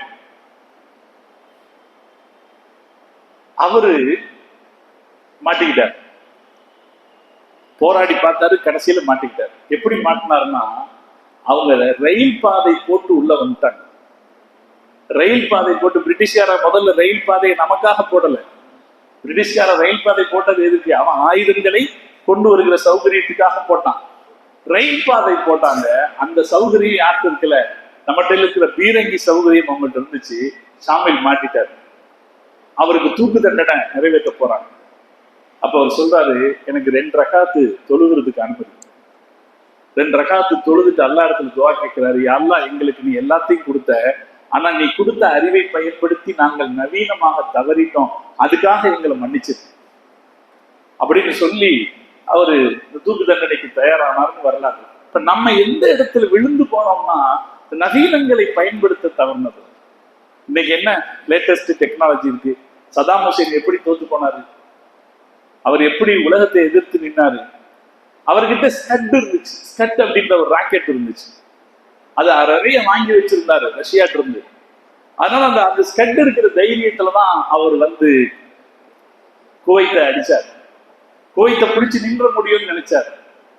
ஆனா அவருக்கு என்ன தெரியல, இந்த ஸ்கட்டை ரஷ்யாக்காரன் தயாரிக்கிற போது இவன் இதை எதிர்க்கிற வழி என்ன அப்படிங்கிற திட்டத்தை அமெரிக்காக்காரன் தெரிஞ்சு வச்சிருக்கான்னு அவருக்கு தெரியல.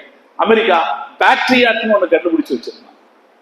அது எப்ப சக்தி ஏவப்படுகிறதோ, ஏவப்பட்ட அடுத்த நிமிஷம் அதை கண்டுபிடிச்சு வானத்திலேயே அழிச்சு விடக்கூடிய சக்தி பேட்ரியட்டுக்கு இருக்கு.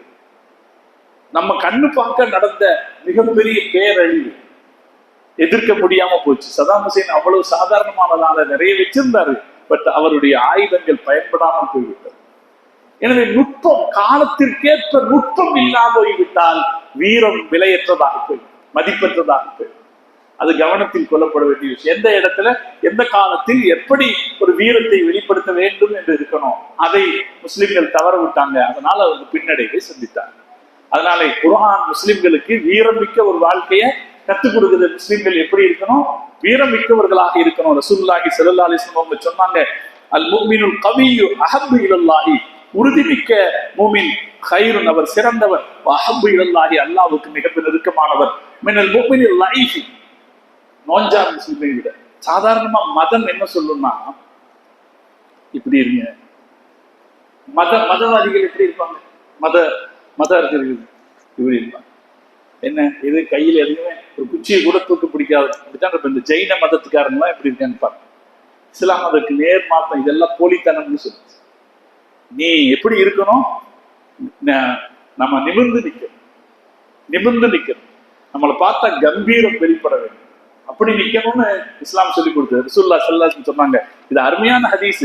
அல் முஃமினுல் கவிய்யு கைருன் வ அஹப்பு இலல்லாஹி, பலமான மூமின் தான் அல்லாஹ்வுக்கு பலமான மூமின் தான் நல்லவர், அல்லாஹ்வுக்கு மிக பிரியமானவர், மினல் முஃமினில் லைஃபி, பலவீனமான மூமினை விட, வஃபி குல்லி கைரின், எல்லா விஷயத்திலும் என்று முஹம்மது ரசூலுல்லாஹி ஸல்லல்லாஹு அலைஹி வஸல்லம் சொன்னார். அதனாலே முஸ்லிம்கள் ரொம்ப வீரமா இருக்கும். அவங்களுடைய வீரத்துக்கு முதல் அடையாளமாக இருந்ததுதான் பத்ரி. பத்ரி யுத்தத்துல அல்லாஹ் தஆலா வீரத்துக்கு என்ன வரை விலக்கணத்தை குர்ஆனில் சொன்னானோ அந்த வகை இலக்கணத்தின் அத்தனை வடிவத்தையும் முஸ்லிம்கள் பத்ரி யுத்தத்தில் வெளிப்படுத்தி காட்டினார். பத்ரி யுத்தம்ங்கிறது முஹம்மது ரசூலுல்லாஹி ஸல்லல்லாஹு அலைஹி வஸல்லம் அவங்க மதீனாவுக்கு ஹிஜ்ரத்து போன பிறகு 2வது வருஷம் நடந்துச்சு. நபி ஸல்லல்லாஹு அலைஹி வஸல்லம் மக்கால இருக்கும்போது அவங்க நிறைய இடத்தில் கொடுத்தாங்க. மதீனாவுக்கு போன பிறகு இடத்தில் கொடுத்தாங்க. மதீனாவுக்கு போன பிறகும் ரசூலுல்லாஹ்வை ரகசியமா கொலை செய்யறதுக்கு பல பேர் அனுப்புனாங்க. பல பேர் ரகசியமா போய் கொண்டுட்டு வந்துருன்னு அனுப்புனாங்க. இந்த செய்தி ரசூலுல்லாஹ்வுக்கு தெரிஞ்சிருச்சு. நான் ஏற்கனவே உங்களுக்கு சொல்லி இருக்கிறேன், நபி ஸல்லல்லாஹு அலைஹி வஸல்லம் அவர்கள் ஒரு நாள் இரவு கொஞ்சம் பதட்டத்தோட நபி ஸல்லல்லாஹு அலைஹி வஸல்லம் அவர்கள் மனைவிமார்கிட்ட சொல்லிட்டு இருந்தாங்க, யாராவது நம்மை பாதுகாத்தால் நன்றாக இருக்குமே அப்படின்னு சொல்லிட்டு இருந்தாங்க. அந்த நேரத்துல வாசல்ல ஆயுதம் உராய்கிற சத்தம் கேட்டது. வெளியே வந்து பார்த்தா சஅத் இப்னு அபி வக்காஸ் ரலியல்லாஹு தஆலா நின்னுட்டு இருந்தாங்க. மிகப்பெரிய வீரர் நின்னுட்டு இருந்தார். அவர் சொன்னாரு, ஏன் இங்க? இல்லையா ரசூலல்லாஹ், நான் வீட்டுல படுத்திருந்தேன், உங்களை பாதுகாக்கணும்னு தோணிச்சு வந்துட்டேன். நான் இங்க உங்களை பாதுகாத்துட்டு இருக்கேன், நீங்க நிம்மதியா தூங்குங்க. இது எங்க நடக்குது? இந்த நேரத்துல நடக்குது. எப்படி? முஹம்மது ரசூலுல்லாஹி ஸல்லல்லாஹு அலைஹி வஸல்லம் அவர்களுடைய உயிருக்கும் முஸ்லிம்களுடைய வாழ்வுக்கும் தொடர்ந்து அவங்க அச்சுறுத்தலை ஏற்படுத்திக்கிட்டே இருந்தாங்க. அப்படி ஏற்படுத்திட்டு இருக்கிறதுடைய ஒரு வழியாக அவங்க ஒரு திட்டம் போட்டாங்க. நாம ஒரு நிறைய காசு திரட்டுவோம், காசு திரட்டி அதுல வர்ற லாபத்தை மொத்தத்தையும் முகம்மதை அழிப்பதற்கு பயன்படுத்துவோம் அப்படின்னு சொல்லி அவங்க ஒரு வியாபார கூட்டத்தை ஏற்பாடு செய்தார்கள். மக்காவின் ஒவ்வொரு குடும்பமும் அதில் பங்கெடுத்தது. மக்காவின் ஒரு குடும்பம் கூட அதுல தங்களுடைய காசை கொடுக்காம இல்லை. அதுவரைக்கும் மக்கா அனுப்பிய வியாபார கூட்டங்கள் எல்லாம் மிகப்பெரிய ஒரு வியாபார கூட்டத்தை அது தயார் செய்தது. அந்த வியாபார கூட்டத்தை அபூ சுஃபியான் அவருடைய தலைமையில சிரியாவுக்கு அனுப்பி வச்சு அவங்க சிரியாவுக்கு போயிட்டு இது வாங்கிட்டு வரும். இந்த சந்தர்ப்பத்துல இந்த நிகழ்வு நடக்கிறதுக்கு இது ஹிஜ்ரி 2வது வருஷம் நடக்குது. ஹிஜ்ரி 2வது வருஷம் ஷஅபான் மாசத்துல அல்லாஹ் முஸ்லிம்களுக்கு ஒரு உத்தரவு கொடுக்கிறான். அது வரைக்கும் அல்லாஹ் முஸ்லிம்களை சண்டைக்கு அனுமதிக்கல. அப்ப அந்த 2வது அது வரைக்கும் அல்லாஹ் முஸ்லிம்கள்ட்ட பொறுமையா இருங்கன்னு தான் சொன்னான். மக்கால எவ்வளவு அடி விழுந்தது? திருப்பி அடிச்சாங்களா? அடிப்பதற்கான ஆட்கள் இருந்தாங்க. ஹம்சா ரலியல்லாஹு தஆலா இருந்தாங்க, அலி ரலியல்லாஹு தஆலா இருந்தாங்க, ஜுபைர் ரலியல்லாஹு தஆலா இருந்தாங்க. இப்ப நம்ம பார்த்தோமே சஅத் ரலியல்லாஹு தஆலா இருந்தாங்க. பல வீரர்கள் இருந்தாங்க. ஆனா யாரையும் திருப்பி அடிக்க கூடாது, பொறுமையா இருங்க, பொறுமையா இருங்கன்னு அல்லாஹ் சொன்னான். 70 வசனங்களில் பொறுமையை வலியுறுத்திய பிறகு அல்லாஹ் முஸ்லிம்களுக்கு உத்தரவிட்டான். உதின நில்லதீன யுகாத்தலூன், வலுவில் தாக்கப்படுகிற மூமின்களுக்கு அவர்கள் சண்டை செய்ய அனுமதிக்கப்படுகிறது. தங்களுடைய வீடுகளிலிருந்து அநியாயமாக வெளியேற்றப்பட்ட அந்த மூமின்கள் சண்டை செய்ய அனுமதிக்கப்படுகிறது என்று அல்லாஹ் சொன்னான். அதுக்கப்புறம் அனுமதி கிடைச்சது. அனுமதி கிடைச்ச உடனே நபி ஸல்லல்லாஹு அலைஹி வஸல்லம் என்ன செய்யறாங்க, இனி நாம நம்முடைய அதிகாரத்தை காட்டலாம்னு முடிவு செய்யறாங்க. அதை என்ன செய்யறது? இந்த அனுமதி திருக்குர்ஆனுடைய விரிவுரையை சொல்றாங்க, இது மக்கா காபிர்களுக்காக மட்டும் தரப்பட்டது. உங்களை அடிச்சவங்க யாரு? அவங்க. உங்களை வெளியேற்றினவங்க யாரு? அவங்க. அவங்களை எதிர்கொள்ள உங்களுக்கு அனுமதிக்கப்படுது அப்படின்னு சொல்லப்பட்ட உடனே ரசூல் ஸல்லல்லாஹு அலைஹி வஸல்லம் யோசிச்சாங்க, அவனை கண்ட்ரோல் பண்ணி வைக்கணும், நமக்கு எதிராக செயல்படாம அவங்கள கண்ட்ரோல் பண்ணி வைக்கணும். அப்படின்னா என்ன செய்யணும் அப்படின்னு ரசூலுல்லாஹ் யோசிச்சாங்க. 2 வழிதான் இருக்கு. அவங்களுடைய பொருளாதாரத்துல கை வைக்கணும். அவங்களுடைய வியாபார கூட்டம் 2 திசைக்கு போகும். அவங்க கோடை காலத்துல சிரியாவுக்கு போவாங்க, குளிர்காலத்துல யமனுக்கு போவாங்க. இதுதான் அவங்களுடைய வியாபார கூட்டம். இந்த வியாபாரத்தை வச்சுதான் அவங்க கொளிச்சுக்கிட்டு இருக்காங்க. இந்த வியாபாரம் நம்மோட நியாயமா நடக்காவிட்டா அவங்க சரியா வியாபாரம் பண்ண முடியாதுன்ற ஒரு பயத்தை ஏற்படுத்துவோம் அப்படின்னு ரசூல் ஸல்லல்லாஹு அலைஹி வஸல்லம் நினைச்சாங்க. ஒரு குழுவை யமனை நோக்கி செல்லுகிற பாதையில ஒரு குழுவை அனுப்பி விட்டாங்க. அப்துல்லாஹ் இப்னு ஜஹஷ் ரலியல்லாஹு தன்னுடைய தலைமையில அந்த குழுவை அனுப்பும் போதே சொன்னாங்க, நீங்க போக வேண்டியது மக்காக்காரங்களுடைய வியாபார கூட்டம் எப்படி போய்கிட்டு இருக்குன்னு செய்தி பார்த்துட்டு சொல்ல வேண்டியது, அவ்வளவுதான். ஒரு நாளைக்கு எத்தனை வியாபார கூட்டம் வருது அப்படின்னா பார்த்துட்டு சொல்ல வேண்டியது, அவ்வளவுதான் அப்படின்னு அனுப்பி வச்சாங்க. எப்ப இந்த ஆயத்து இறங்கின பிறகு, இது ரஜபுல நடக்குது. இவங்க ரஜபு கடைசி நாள், ரஜபு மாசத்துல சண்டை செய்யக்கூடாதுன்னு காலகாலமா ஒரு நியதி இருக்கு. ரஜபனுடைய கடைசி நாள் இந்த அப்துல்லாஹ் இப்னு ஜஹஷ் ரலியல்லாஹு அன்ஹு தலைமையில போனாங்க வியாபார கூட்டத்துக்காங்க. இவங்க தாயிஃபுக்கு பக்கத்துல இருக்கும்போது ஒரு 4-5 பேர் கொண்ட ஒரு மக்காக்காரங்களுடைய வியாபார கூட்டம் வருது. இந்த கிஸ்மிஸ் வாங்கிட்டு வர்றாங்க, உலர்ந்த திராட்சையை எடுத்துக்கிட்டு வர்றாங்க. இவங்க சந்திச்சுக்கிற அந்த இடத்துல எதிர்பாராம சண்டை நடந்தது. சண்டையில முஸ்லிம்கள் அம்ர் இப்னுல் ஹல்ரமிங்கிறவரை கொன்னுடுறாங்க. இது திட்டமிட்டு நடந்ததில்ல, ரசூலுல்லாஹ் சொல்லிவிட்டது போங்கன்னு. அந்த சண்டையில அவங்க அம்ர் இப்னுல் ஹல்ரமியை கொன்னுடுறாங்க. படுகொலை இஸ்லாமிய வரலாற்றில் நடைபெற்ற யுத்தங்களின் செய்தியில படுகொலை இது. இவர் கொல்லப்பட்ட உடனே அது எந்த நாள்? ரஜபு மாசத்தினுடைய கடைசி நாள். மக்காக்காரங்க இதை பெரிய பிரச்சனையாக்கிட்டாங்க. முகம்மது நம் எதையெல்லாம் புனிதமாக கருதினோமோ அதையெல்லாம் அவர் அலட்சியம் செய்துட்டாருன்னு ரொம்ப பெரிய பிரச்சனையாக்கிட்டாங்க. எல்லா பக்கமும் அதை வச்சு அவதூறு பேச ஆரம்பிச்சாங்க.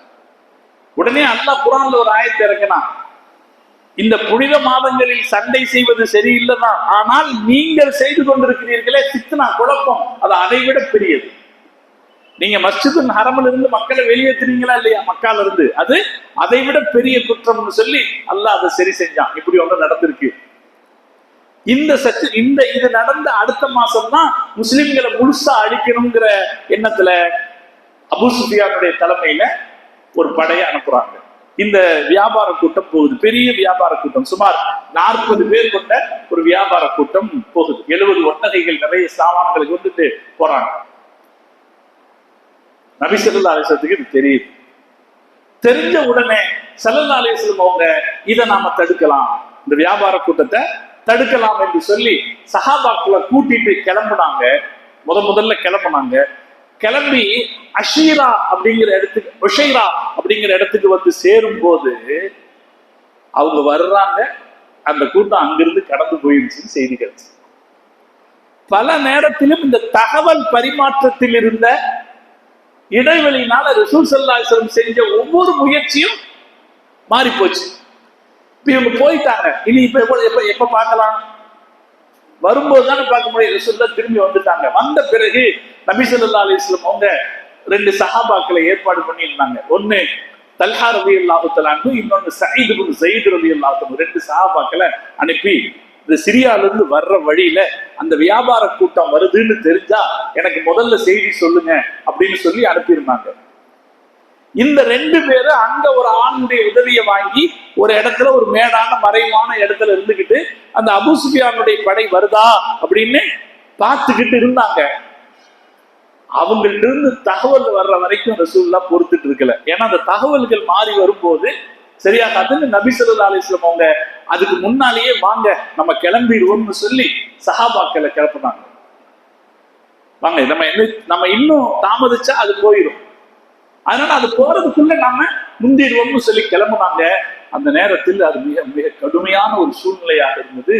முஹம்மது ரசூலுல்லாஹி ஸல்லல்லாஹு அலைஹி வஸல்லம் மகள் ருக்கையா ரலியல்லாஹு தஆலா அவங்க உயிருக்கு போராடி கொண்டிருந்தார், மரணப்படுக்கையில் இருந்தார். ஆனா என்ன செய்யறது? இப்ப இந்த நேரம் தாமதிச்சோம்னா, அந்த வியாபார கூட்டத்தை தவற விட்டுட்டோம்னா நமக்கு எதிராக நாமே வலி சேர்த்துட்டோம்னு ஆயிடும். அதனால ஸல்லல்லாஹு அலைஹி வஸல்லம் அவங்க ருக்கையா ரலியல்லாஹு தஆலா அவருடைய கணவர் உஸ்மான் ரலியல்லாஹு தஆலா கூப்பிட்டு, நீங்க இவரை பார்த்துக்குங்க, இவரை கவனிச்சுக்குங்க, ருக்கையா அம்மாவை கவனிச்சுக்குங்க, நாங்க போயிட்டு வர்றோம்னு ருக்கையா அம்மாவை ஏற்பாடு செய்து விட்டு ரசூல் ஸல்லல்லாஹு அலைஹி வஸல்லம் கிளம்பினாங்க. கிளம்பும் போது மொத்தமா கிளம்பினாங்க. யாரெல்லாம் மக்கால இருந்து வந்திருந்தாங்களோ அவங்க எல்லாரும் இருந்தாங்க. 70 பேர் இருந்தார்கள்னு வரலாறு சொல்லுது. அந்த 70 பேர்ல 2 பேர் ஏற்கனவே உளவு பார்க்க போயிருக்காங்க, இன்னொருத்தர் 3வது உஸ்மான் ரலியல்லாஹு தஆலா. இந்த 3 பேரை தவிர மீதி 67 பேர். மற்றவங்க எல்லாம் மதீனாக்காரங்க எல்லாருமா சேர்ந்து நபி ஸல்லல்லாஹு அலைஹி வஸல்லம் கிளம்பிட்டாங்க. கிளம்பி எல்லோருமா அப்படியே ஒவ்வொரு இடமா தேடிட்டு இருக்காங்க. ஸல்லல்லாஹு அலைஹி வஸல்லம் ஆங்காங்கே இந்த வியாபார கூட்டம் வருதான்னு பாக்குறதுக்கு ஆள் அனுப்புனாங்க, கிடைக்கல. பத்ர் இடத்திற்கு வந்து சேர்ந்தாங்க. இவங்க வர்றது சேர்ந்த இவங்களுடைய இந்த நபி ஸல்லல்லாஹு அலைஹி வஸல்லம் அவர்கள் வியாபார கூட்டத்தை தேடிக்கொண்டிருக்கிறார்கள் செய்தி மதீனால இருந்தே யாரோ ஒருத்தர் அபூ சுஃபியானுக்கு சொல்லிட்டோம். ஒண்ணு அவன் யூதனாக இருக்கணும் அல்லது ஒரு முனாஃபிக்கா இருக்கணும். யாரோ ஒருத்தர் சொல்லிட்டான், அபூ சுஃபியானுக்கு சொல்லிட்டான், இந்த மாதிரி உங்களுடைய வியாபார கூட்டத்தை தாக்க போறாங்க. அதை தெரிஞ்ச உடனே அவர் என்ன பண்ணாரு, அங்கிருந்து லம்லம் அப்படின்ற ஒரு ஆளை ஏற்பாடு பண்ணி, நீ எவ்வளவு சீக்கிரம் போக முடியுமோ அவ்வளவு சீக்கிரம் மக்காவுக்கு போய் உங்களுடைய வியாபார கூட்டத்துக்கு ஆபத்து சொல்லு அப்படின்னு சொல்லிவிட்டார். அவன் வேகமா அங்கிருந்து வந்தான்.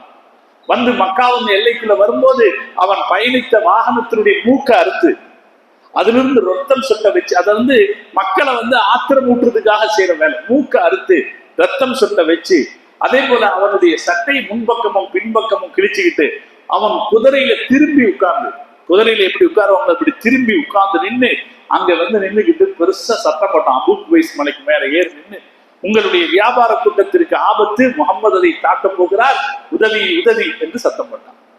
உடனே அபூஜஹல் எல்லாத்தையும் கூப்பிட்டு, இதுதான் சந்தர்ப்பம்னு சொல்லி அபூஜஹல் எல்லாத்தையும் கூப்பிட்டுட்டு திரட்டி சுமார் 1000 பேருக்கு மேற்பட்டவர்களை திரட்டி கொண்டு அவன் சேர்ந்தான். ஆனா இது யாருக்கு தெரியாது?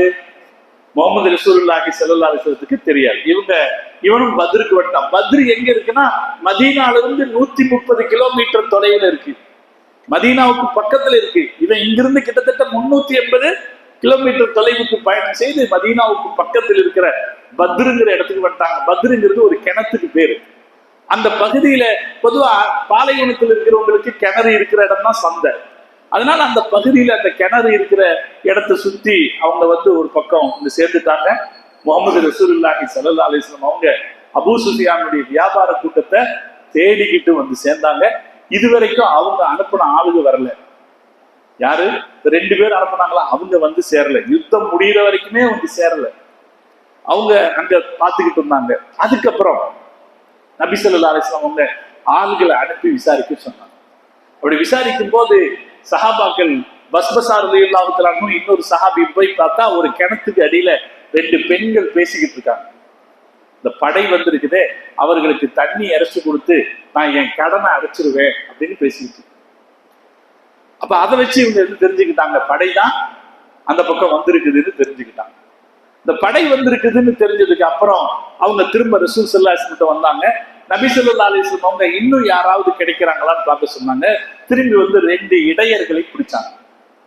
அந்த இடையர்களை பிடிச்சு விசாரிச்ச போது படைதான் வந்திருக்கிறது என்பது தெரிஞ்சது. யாருடைய தலைமையில? அபூ ஜஹலுடைய தலைமையில ஒரு 1000 பேர் கொண்ட படை வந்திருக்கிறது. அவன் பேர் என்ன சொன்னான்? 15 பேரோட சொன்னான். அபூ ஜஹல்ல இருந்து, உத்பால இருந்து, ஷைபால இருந்து 15 பேருடைய பெயர்களை அவன் சொல்லி இவங்கெல்லாம் இருக்கிறாங்க அப்படின்னு சொன்னான். எவ்வளவு பேர் இருப்பாங்கன்னு ரசூலுல்லாஹ் கேட்டாங்க. அவன் சொன்னான், அது எனக்கு தெரியல. ஸல்லல்லாஹு அலைஹி வஸல்லம் கேட்டாங்க, எவ்வளவு ஒட்டகைகளை அறுக்கிறாங்க? அவங்களுக்கு 12 ஸ்பான்சர்கள் இருந்தார்கள். இந்த 12 ஸ்பான்சர்களும் ஒவ்வொரு நாளைக்கான ஒட்டகைகளை கொடுத்தாங்க. 10 ஒட்டகை அறுக்கிறார்கள், சில நேரங்களில் 9 ஒட்டகை அறுக்கிறார்கள் அப்படின்னு அந்த இடையர்கள் பதில் சொன்னாங்க. இப்ப நபி ஸல்லல்லாஹு அலைஹி வஸல்லம் அவர்கள் சொன்னார்கள், அவர்கள் 900 1000 பேர் இருக்கலாம் என்று ஸல்லல்லாஹு அலைஹி வஸல்லம். இப்ப என்ன தெரிஞ்சு போச்சு? நாம எதை எதிர்பார்த்து வந்தோம்? 40 பேர் கொண்ட ஒரு வியாபார கூட்டத்தை எதிர்பார்த்து வந்தா இங்க 1000 பேர் கொண்ட ஆயுதபாணிகளான வீரர்கள் இருக்கிறாங்க. என்ன செய்யறது என்று நபி ஸல்லல்லாஹு அலைஹி வஸல்லம் அவர்கள் அங்க வச்சு யோசிக்கிறாங்க. நான் ஏற்கனவே சொல்லிட்டேன், குர்ஆன் என்ன சொல்லி கொடுக்குது? வீரத்தை சொல்லி கொடுக்குது. என்ன செய்ய முடியாது? ஒரு படைக்களத்தில், போர்க்களத்திற்கு எதிரிகள் வந்துவிட்ட பிறகு என்ன செய்ய முடியாது? திரும்பி போகக்கூடாது. இப்ப நபி ஸல்லல்லாஹு அலைஹி வஸல்லம் அவங்க சொன்னாங்க, அல்லாஹ் எனக்கு 2 வாக்குறுதி கொடுத்திருக்காங்க. ஒண்ணு, அந்த வியாபார கூட்டத்தை தருவதாக அல்லாஹ் வாக்களித்திருக்கிறான், அல்லது இந்த படையணி நாம் வெற்றி பெறுவோம் என்று அல்லாஹ் வாக்களிச்சிருக்கிறான் என்று நபி ஸல்லல்லாஹு அலைஹி வஸல்லம் சொன்னாங்க. நான் யுத்தம் செய்யலாம் என்று நினைக்கிறேன் என்று சொன்னார்கள். அப்படி சொன்ன போது முஸ்லிம்களிடத்தில் ஆயுதங்கள் இருக்கவில்லை. முஸ்லிம்களிடத்துல மொத்தமே 70 ஒட்டகைகள் தான் இருந்துச்சு. மொத்தம் எவ்வளவு பேர் இருந்தாங்க? முஸ்லிம்கள் மொத்தம் 313 பேர் இருந்தாங்க. ஆனா 313 ஒட்டகைகள் இருக்குல்ல, மொத்த ஒட்டகைகள் 70 பேர் இருந்தாங்க. ஒரு ஒட்டகைக்கு 3 பேர் வீதம் இதில் பங்கு வச்சுதான் நடந்து வந்தாங்க. நம்ம ரசூலுல்லாஹ்வுமே 3 பேர் பார்ட்னரா தான் வந்தாங்க. ஒன்னு அலி ரலியல்லாஹு தஆலா அன்ஹு, இன்னொருத்தர் அபா மர்சுத் அனவி ரலியல்லாஹு தஆலா. இந்த 3 பேருடைய பார்ட்னர்ஷிப்ல தான் வந்தாங்க. அந்த 2 பேரும் சொன்னாங்க, யா ரசூலல்லாஹ், நீங்க ஒட்டகத்திலேயே வாங்க, நாங்க ஒட்டகத்தை இழுத்துட்டு வர்றோம். அப்ப ரசூலுல்லாஹ் சொன்னாங்க, இல்ல இந்த நன்மை எனக்கும் வேணும். என்னை விட நீங்கள் பலசாலிகளும் அல்ல, இல்ல, இந்த நன்மை எனக்கு தேவையும் இருக்கிறது. அதனால நானும் கொஞ்ச நேரம் ஒட்டகத்தை இழுத்துட்டு வர்றேன்னு சொல்லி இப்படி எல்லோருமாக பத்ர் மைதானத்திற்கு வந்து சேர்ந்தார்கள். அவங்க வந்து சேர்ந்தாங்க. நபி ஸல்லல்லாஹு அலைஹி வஸல்லம் அவர்கள் சஹாபாக்களிடத்திலே சொன்னார், இங்கதான் வீரம் வெளிப்படுது. ரசூல் ஸல்லல்லாஹு அலைஹி வஸல்லம் அவங்க சஹாபாக்கள்கிட்ட கேட்கிறாங்க, என்ன செய்யலாம்? தேவை வந்துருச்சு. என்ன வந்துருச்சு? தேவை வந்துருச்சு. தேவை வந்த பிறகு உயிருக்கு பயந்து ஓடக்கூடாது. சஹாபாக்கள்கிட்ட கேட்டாங்க. ஹஸரத் அபூபக்கர் சித்திக் ரலியல்லாஹு தஆலா சொன்னாங்க, யா ரசூலல்லாஹ், சண்டை செய்வோம். உமர் ரலியல்லாஹு தஆலா எதிர்த்து சொன்னாங்க, யா ரசூலல்லாஹ், சண்டை செய்வோம். அதுக்கு அடுத்து இருந்தாரு மிக்தாத் இப்னு அஸ்வத் ரலியல்லாஹு தஆலா, மகத்தான மார்க்கம் கண்ட மகத்தான வீரர்களில் ஒருவர். அவர் எந்திரிச்சு சொன்னாரு, யா ரசூலல்லாஹ். அவர் கொஞ்சம் அதிகமா சொன்னார். சஹீஹுல் புகாரில ஹதீஸ் இருக்கிறது. அப்துல்லாஹ் இப்னு மஸ்ஊத் ரலியல்லாஹு தஆலா அவர்கள் சொல்ற ஹதீஸ். அவர் அப்படி ஒரு வார்த்தையை பேசுகிற போது அவர் பக்கத்தில் நான் இருந்தேன் என்பது இந்த உலகமே எனக்கு கிடைப்பதை விட மதிப்புக்குரியதா இருக்கு. அவர் பேசும்போது நான் கூட இருந்தேன். அவர் என்ன சொன்னார்? மிக்தாத் இப்னு அஸ்வத் ரலியல்லாஹு, அல்லாஹ்வின் தூதரே, மூசா அலைஹிஸ்ஸலாத்தில் இடத்தில் அவருடைய மக்கள் சொன்னது போல நாங்கள் சொல்ல மாட்டோம். மூசா அலைஹிஸ்ஸலாத்து இடத்திலே அவங்க மக்கள் என்ன சொன்னாங்க? இந்த ஊரை போய் நீங்க தாக்குங்க, அல்லாஹ் உங்களுக்கு வெற்றியை தருவான்னு மூசா அலைஹிஸ்ஸலாம் சொன்ன போது அந்த மூசா அலைஹிஸ்ஸலாத்துடைய மக்கள் யூதர்கள் சொன்னார்கள், இத்ஹப் அன்த வ ரப்புக, நீயும் ஒரு ரப்பும் போய் சண்டை போடுங்க, நீயும் ஒரு ரப்பும் போய் சண்டை காத்திலாம், நீங்க 2 பேரும் போய் சண்டை போடுங்க, இன்ன ஆகுமா காயிதும், நாங்க இங்கேயே உட்கார்ந்து இருக்கோம். என்ன வார்த்தை! அல்லாஹ் தஆலா செங்கடலை பிளந்து 12 பாதைகளை ஏற்படுத்தி அவர்களை காப்பாற்றி இருக்கிறார். அவ அல்லாஹ் என்ன சொன்னாலும் செய்ய வேண்டியவங்க. அவங்களையே 2 பேர் சொன்னாங்க, எப்பா நீங்க சண்டையெல்லாம் போட வேணாம், போய் நில்லுங்க, அல்லாஹ் வெற்றி கொடுத்துருவான். அவங்களையே 2 பேர் சொன்னாங்க. அல்லாஹ் குர்ஆன்லயே சொல்றான். அதுல அவங்களையே 2 பேர் சொன்னாங்க, நீ சண்டையெல்லாம் போட வேணாம்ப்பா, நீ போய் நில்லு, எல்லாம் வெற்றியை கொடுத்துருவான்னு சொன்னாங்க. அதற்கு பிறகும் அவங்க நாங்க போக முடியாது, நீயும் ஒரு ரப்பும் போய் சண்டை போடுன்னு சொன்னாங்களே, அதுபோல நாங்கள் சொல்ல மாட்டோம். அல்லாஹ்வின் தூதரே, எங்களை நீங்கள் கடலில் குதியுங்கள் என்று சொன்னாலும் அவர் சொன்னார், அல்லாஹ்வின் தூதரே, உங்களது வலது பக்கத்தில், உங்களது இடது பக்கத்தில், உங்களுக்கு முன்னால், உங்களுக்கு பின்னால் நின்று நாங்கள் சண்டை செய்வோம் என்று மிக்தாத் ரலியல்லாஹு அன்ஹு. இது வீரம் இல்லையா? ஒரு தேவை வந்துருச்சு, தேவை வந்த கட்டத்துல அந்த தேவைக்கு நான் முழுசாக தயாராகி இருக்கிறேன் என்று உயிருக்கு பயப்படாமல் பேசுவது வீரம் இல்லையா? அவங்க என்ன சொல்லல, ஆயுதங்களை கொண்டு வரலையே, வாள்களை எடுத்துட்டு வரலையே, கேடயங்களை கொண்டு வரலையே இல்லையா? யுத்தத்துக்கு போனா அவ்வளவுதானுங்க, இந்த கடவீதிக்கா போறோம், யுத்தத்துக்கு போறோம், போனதுதான். அதனால இப்படி எல்லாம் சொல்லிட்டு இருக்கல, நாங்க உங்க முன்னாடி பின்னாடி எல்லா பக்கமும் நிற்போம் அப்படின்னு சொன்னார். யாரு? மிக்தாத் இப்னு அஸ்வத் ரலியல்லாஹு அன்ஹு. அதுக்கப்புறம் நபி ஸல்லல்லாஹு அலைஹி வஸல்லம் அவங்க சஹாபாக்களை பார்த்து திருப்பி கேட்டாங்க, அஷீரு, நீங்கள் ஆலோசனை சொல்லுங்கள். இப்ப 3 பேர் ஆலோசனை சொன்னாங்களே, அவங்க 3 பேரும் முஹாஜிர்கள் தான், மக்கால இருந்து வந்தவங்க. அபூபக்கர் சித்திக் ரலியல்லாஹு அன்ஹு, உமர் ரலியல்லாஹு அன்ஹு இவங்க எல்லாம் முன்னாடியே வந்துட்டவங்க. மிக்தாத் ரலியல்லாஹு அன்ஹு இப்ப வந்தவர். ஆனா 3 பேரும் யாருதான்? மக்காக்காரங்க. அவங்க சண்டை பண்ணலாம்ங்கிறாங்க. இவங்க மொத்தம் எத்தனை பேர் இருக்காங்க? 313 மக்காக்காரங்க, 70 தான் 3 பேர் அங்க இருந்து தாங்கல, 60 பேர். அப்ப மீதி இருக்கிறவங்க எல்லாமே மதீனாக்காரங்க தான். மதீனாக்காரங்க தான் நிறைய பேர் இருக்காங்க. இப்ப ஹஸரத் சஅத் இப்னு முஆத் ரலியல்லாஹு அன்ஹு இருந்தாங்க. நான் பல தடவை சொல்லி இருக்கிறேன், மனித வரலாற்றில் இப்படி வாழ்கிற வாழ்க்கை ஒரு பாக்கியம். ஒரு தலைவனுக்கு முழுக்க கட்டுப்பட்டு அவருடைய லட்சியங்களுக்கு உடனிருந்து அதுல 4 வருஷம் தான் சஅத் இப்னு முஆத் ரலியல்லாஹு அன்ஹு ரசூலுல்லாஹ் கூட இருந்தாங்க. இந்த 4 வருஷத்துல அவங்க இந்த தீனுக்கு செய்த பங்கு அவ்வளவு மகத்தானது, அதில் உச்சமாக திகழக்கூடியது இது. இவங்களும் யுத்தத்திற்கு பழக்கப்பட்டவர்கள் அல்ல, போர் செய்து பழக்கப்பட்டவர்கள் அல்ல. மக்காக்காரங்க போர் செய்து பழக்கப்பட்டவர்கள், இவங்க எல்லாம் வியாபாரிகள், விவசாயி. சஅத் இப்னு முஆத் ரலியல்லாஹு அன்ஹு எழுந்து சொன்னார்கள், யா ரசூலல்லாஹ், எங்களை நினைச்சுதான் நீங்க திரும்ப திரும்ப கேட்கிறீங்க, செய்யலாமா செய்யலாமான்னு திரும்ப திரும்ப கேட்கிறீங்க. அல்லாஹ்வின் தூதரே, நாங்கள் உங்களை ஈமான் கொண்டிருக்கிறோம். என்ன வார்த்தைங்க, ஒரு ஹிதாயத்துங்க. அதெல்லாம் ஒரு ஹிதாயத் அல்லவா? நீங்க என்ன எங்களை பார்த்து கேள்வி கேட்டுட்டு இருக்கீங்க, எங்க கிட்ட என்ன சம்மதம் கேட்கிற மாதிரி கேட்கிறீங்க. நாங்கள் ஆமன்னா பிக்க வஸத்தக்னாக, உங்களை நாங்கள் ஈமான் கொண்டிருக்கிறோம், உங்களை நபி என்று ஒத்துக் கொண்டிருக்கிறோம். இப்ப நீங்க செய்ய வேண்டியது உத்தரவுதான், இப்ப நீங்க செய்ய வேண்டியது உத்தரவுதான். நீங்கள் உத்தரவிடுங்கள், நாங்கள் கடலில் குதிப்போம். யாரு சொன்னா? சாதுபனும். இது வீரம் இல்லைங்களா? ஒரு தயாராகிவிட்ட ஒரு தேவை ஏற்பட்ட நேரத்துல வேண்டாம்னு எக்ஸ்கியூஸ் சொல்லி போறதுக்கான வேலைகளை பார்க்காம நாங்க நிக்கிறோம்னு நின்னாங்க இல்லையா? இது வீரம். ஹஸரத் சஅத் இப்னு முஆத் ரலியல்லாஹு அன்ஹு சொன்ன உடனே நபி ஸல்லல்லாஹு அலைஹி வஸல்லம் அவர்கள் மிக சந்தோஷப்பட்டு, இம்லோ பிஸ்மில்லா, அல்லாஹ்வின் பெயரால் நடங்கன்னு சொன்னாங்க. இன்னும் முன்னாடி சேர்ந்து வந்தாங்க. ரமலான் மாசம் 17ஆம் நாள் வெள்ளிக்கிழமை ஃபஜ்ர் நேரம்.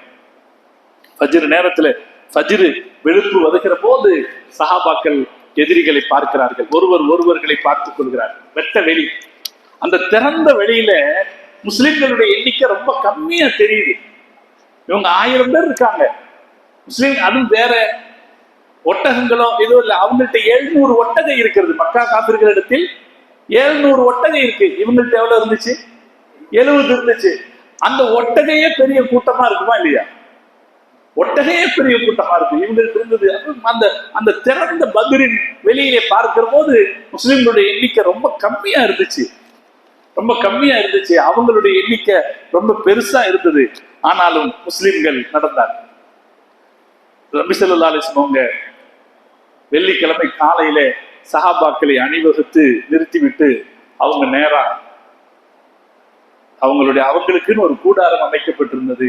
அந்த கூடாரத்தில் போய் அவர்கள் அல்லாஹ் இடத்திலே துஆ செய்ய ஆரம்பித்தார். அல்லாஹும்ம இன் துஹ்லிகில் ஹாதிஹில் இஸாபா, யா அல்லாஹ், இந்த சின்ன கூட்டத்தை நீ அழித்து விட்டால் இந்த உலகத்தில், இந்த பூமியில் இனி உன்னை வணங்குவதற்கு யாரும் இருக்க மாட்டார்கள், நீ அவர்களுக்கு உதவி செய் அப்படின்னு துஆ கேட்டுட்டு இருக்காங்க. இந்த சந்தர்ப்பத்துக்குள்ளாக இவங்க எல்லாம் சரி செஞ்சுக்கிட்டு இருக்கிற இந்த நேரத்துல எதிரிகள்ல இருந்த உத்பா படார்னு வெளியே வந்துட்டான். சண்டைங்கிற பேச்சுக்கான ஆயத்தமா இருக்கிற நேரத்திலேயே அவன் வெளியே வந்துட்டான். வெளியில வந்து எங்க கூட சண்டை போடுறது யார் அப்படின்னு கேட்டான் உத்பா. உத்பா வரும்போது அவனோட அவனுடைய தம்பி ஷைபா வந்தான். உத்பா மக்காவின் மிகப்பெரிய தலைவர்கள்ல ஒருத்தன், உண்மையான அறிவு ஆற்றல் மிக்க தலைவர்கள்ல ஒருத்தன். ஆனா அவன் சொல்ல யாரும் கேட்கல. வேற வழி இல்லாம இதுதான் சொல்றது, நசீபு இப்படி கெட்டு போக கூடாது, உத்பாவை போல கெட்டு போக கூடாது. அபூஜஹில் அவனுக்கு நசீபே கெட்ட நசீபு. அபூஜஹிலுடைய நசீபே கெட்ட நசீபு. அவன் ஆரம்பத்துல இருந்தே இஸ்லாத்தின் எதிரி. ரசூலுல்லாஹ்வை உண்மையான நபின்னு ரசூலுல்லாஹ்ட்ட நேரடியாவே சொல்லியிருக்கான். நீங்க உண்மையான நபின்னு எனக்கு தெரியும், ஆனா ஒத்துக்க மாட்டேன்னு இருக்கான். அவன் நசீபே கெட்டவன். இவன் அவனால கெட்டவன். உத்பா முதல் நாள் வியாழக்கிழமை ராத்திரி சொல்றான், வேண்டாம் இந்த சண்டை, இந்த சண்டை வேண்டாம், இந்த சண்டை வேண்டாம், நாம யாரை வெட்டுவோம், நம்முடைய சொந்தக்காரர்களை தான் வெட்டுவோம், இந்த சண்டை வேண்டாம்னு சொல்றான். ஆனா அதை கேட்கல. ஆனா என்ன செய்ய முடியும், நம்மோடு நாம சத்தியத்தில் இல்லை என்றால் விலகிவிட வேண்டும். நாம என்ன செஞ்சான்னா அபூஜஹலை விட்டு விலகாம போன போது அல்லாஹ் அவனுக்கு என்ன நிலைமை வச்சுட்டான், சண்டையில முதல்ல வெளியேற வர நிலைமை வச்சான். முதல்ல வெளியே வந்தான் யாரு, உத்பா, அவன் தம்பி ஷைபா, உத்பாவுடைய மகன் வலீத். இந்த 3 பேரும் பெரிய தலைவர்கள், வீரர்கள் வந்தாங்க. இந்த உத்பா அவன் வர்ற இந்த காலையில இந்த சண்டைக்காக உள்ள வரும்போது, களத்துக்கு முன்னாடி வரும்போது அவன் போட்டுக்கிறதுக்கு கவச தொப்பி கிடைக்குதான்னு பார்த்தான். கவச தொப்பி கிடைக்கல. அவன் தலை பெரிய தலையா இருந்தது, கிடைக்கலன்னு ஒண்ணு அவன் என்ன நினைச்சான், இவங்களை எதிர்க்கிறதுக்கு இதெல்லாம் எதுக்கு, இவங்களை எதிர்க்கிறதுக்கு இதெல்லாம் எதுக்குன்னு ஒரு துணியை வாங்கி தலப்பா கட்டிட்டு வந்தான். ஒரு துணியை வாங்கி தலப்பா கட்டிக்கிட்டு வெளியில வந்து யார் எங்களோடு சண்டையிட வருவது அப்படின்னு கேட்டான். அப்ப முஸ்லிம்கள் இருந்து 3 சஹாபாக்கள், அன்சாரி சஹாபாக்கள் இருந்தார். அப்துல்லாஹ் இப்னு ரவாஹா, அவுஃப் ரலியல்லாஹு தஆலா அன்ஹு, இன்னும் 3 சஹாபாக்கள் எழுந்தாங்க. எழுந்து நேரம் வந்தாங்க. அந்த 3 பேரும் வீரர்கள், முதல் வீரர். அவங்க இதுல பழக்கப்பட்டவங்க எல்லாம், அவங்க மதீனாக்காரங்க. இந்த மதீனாக்காரங்க 3 பேரும் முதல்ல வந்தாங்க. அவங்க வந்த போது இவங்களை பார்த்து உத்பா கேட்டா, நீங்க யார்? அப்ப அவங்க எல்லாம் சொன்னாங்க, நாங்க மதீனாக்காரங்க. உத்பா சொன்னா, உங்களோட எங்களுக்கு எந்த பிரச்சனையும் இல்லை, எங்க ஆளுகளை அனுப்ப சொல்லுங்க, எங்க ஆளுகளை அனுப்ப சொல்லுங்கன்னு அவன் சத்தம் போட்டான். யா முஹம்மத் அஹ்ரிஜ் அக்ஃபானா, முஹம்மதே எங்களுக்கு பொருத்தமானவர்களை அனுப்பு, வீரர்களிடத்தில் மமதை இருக்கக்கூடாது. வீரன் என்ன இருக்கக்கூடாது, மமதை இருக்கக்கூடாது. சண்டை என்பது யாராக இருந்தாலும் சிந்திக்க வேண்டிய ஒரு விஷயம். யாராக இருந்தாலும் சண்டைங்கிறது சிந்திக்க வேண்டும். நீங்கள் எவ்வளவு உச்சத்தில் இருந்தாலும் சரி, நிமிஷத்துல மாறிவிடக்கூடிய வாய்ப்பு இருக்கு இல்லையா? அப்ப ரொம்ப என்ன செய்யணும், எச்சரிக்கையா தான் இருக்கணும். அதுல என்னெல்லாம் பண்ணக்கூடாது, இந்த மமதை எல்லாம் காட்டக்கூடாது. அவன் என்ன பண்ணா, அஹ்ரிஜ் அக்ஃபானா, எங்களுக்கு பொருத்தமானவர்களை அனுப்பு அப்படின்னா. அப்ப நபி ஸல்லல்லாஹு அலைஹி வஸல்லம் அவங்க இந்த கூட்டத்தை பார்த்து சொன்னாங்க, அக்ஹ்ரிஜ் யா உபைதா, உபைதாவே எழுந்திருக்கும், யா உபைதா, உபைதாவே எழுந்திருங்கள், ஹம்சாவே எழுந்திருங்கள், அலி எழுந்திருங்கள்னு சொன்னாங்க. நபி ஸல்லல்லாஹு அலைஹி வஸல்லம் இந்த 3 பேர்த்த எழுப்பினாங்க. இந்த 3 பேர் போறாங்க. போன உடனே, போன அடுத்த நொடி நேரா ஹம்சா ரலியல்லாஹு தஆலா அன்ஹு ஷைபாவை எதிர்கொண்டாங்க. அடுத்த நொடி அவனை விட்டு போட்டாங்க. முதல் பலி யார் தான், ஷைபா தான். ஷைபா இவங்க போன அடுத்த நொடி விழுந்துட்டான். அதுக்கடுத்து அலி ரலியல்லாஹு தஆலா அன்ஹு வலீதை எதிர்கொண்டார்கள். அடுத்த செகண்ட் அவனும் விழுந்துட்டான். வரலாறு காட்டுகிற அதிசயமான செய்திகள். அடுத்த செகண்ட் அவனும் விழுந்துட்டான். இந்த உபைதத்து பின் ஹாரிஸ் உத்பாவை எதிர்கொண்டார். இவங்க 2 பேரும் கொஞ்சம் வயசானவங்க. இதுல நம்ம உபைதா ரலியல்லாஹு தஆலா அன்ஹு உத்பாவை வெட்டிட்டாங்க. வெட்டி கீழே விழுந்தானா, அவன் கீழே விழும்போது அவன் என்ன பண்ணிட்டான், இவர் காலை வெட்டிட்டான். இவர் காலை வெட்டின இவர் கீழே விழுந்துட்டார். காலை விட்டு காலில் நல்ல வெட்டி கீழே விழுந்துட்டார். இப்ப போராடிக்கிட்டு இருக்கிறத பார்த்தாங்க ஹசரத் ஹம்சா ரலியல்லாஹு அன்ஹு. உடனே திருப்பி அவங்க ஒரு வெட்டு வெட்டி உத்துபாவை முடித்தார். 3 பலிகள் முதல்ல நடக்குது. அகம்பாவம் கொண்ட 3 பேர் உடனடியாக அந்த இடத்துல அல்லாஹ் தன்னுடைய உதவியை தொடக்கத்திலேயே காட்டிட்டார். தொடக்கத்திலேயே யுத்தத்தின் அல்லாஹுவுக்காக எந்த வகையான முன்னேற்பாடும் இல்லாமல், அல்லாஹுக்காக அல்லாஹ்வுடைய உத்தரவுக்காக, முஹம்மது ரசூலுல்லாஹி ஸல்லல்லாஹு அலைஹி வஸல்லம் அவர்களுடைய வார்த்தைக்காக, எல்லாவற்றுக்கும் மேலாக சத்தியத்திற்காக என்று எந்த வகையான தயாரிப்பும் இல்லாத நிலையில இறங்கியவங்க அந்த 3 பேர். இவன் அவ்வளவு அலட்சியமா எதை கட்டிட்டு வந்தான், தலையில தலப்பா கட்டிட்டு வந்தவன் கொஞ்ச நேரத்துல கீழே விழுந்துட்டான். கொஞ்ச நேரம். அதுக்கப்புறம் உள்ள இருந்த இன்னொருத்த வந்தான். முகமெல்லாம் உடல் முழுக்க இரும்பு கவசம் போட்டிருக்கான். இரும்பு கவசம், உடல் முழுக்க இரும்பு கவசம். அவன் கண்ணு மட்டும்தான் வெளியே தெரியுது.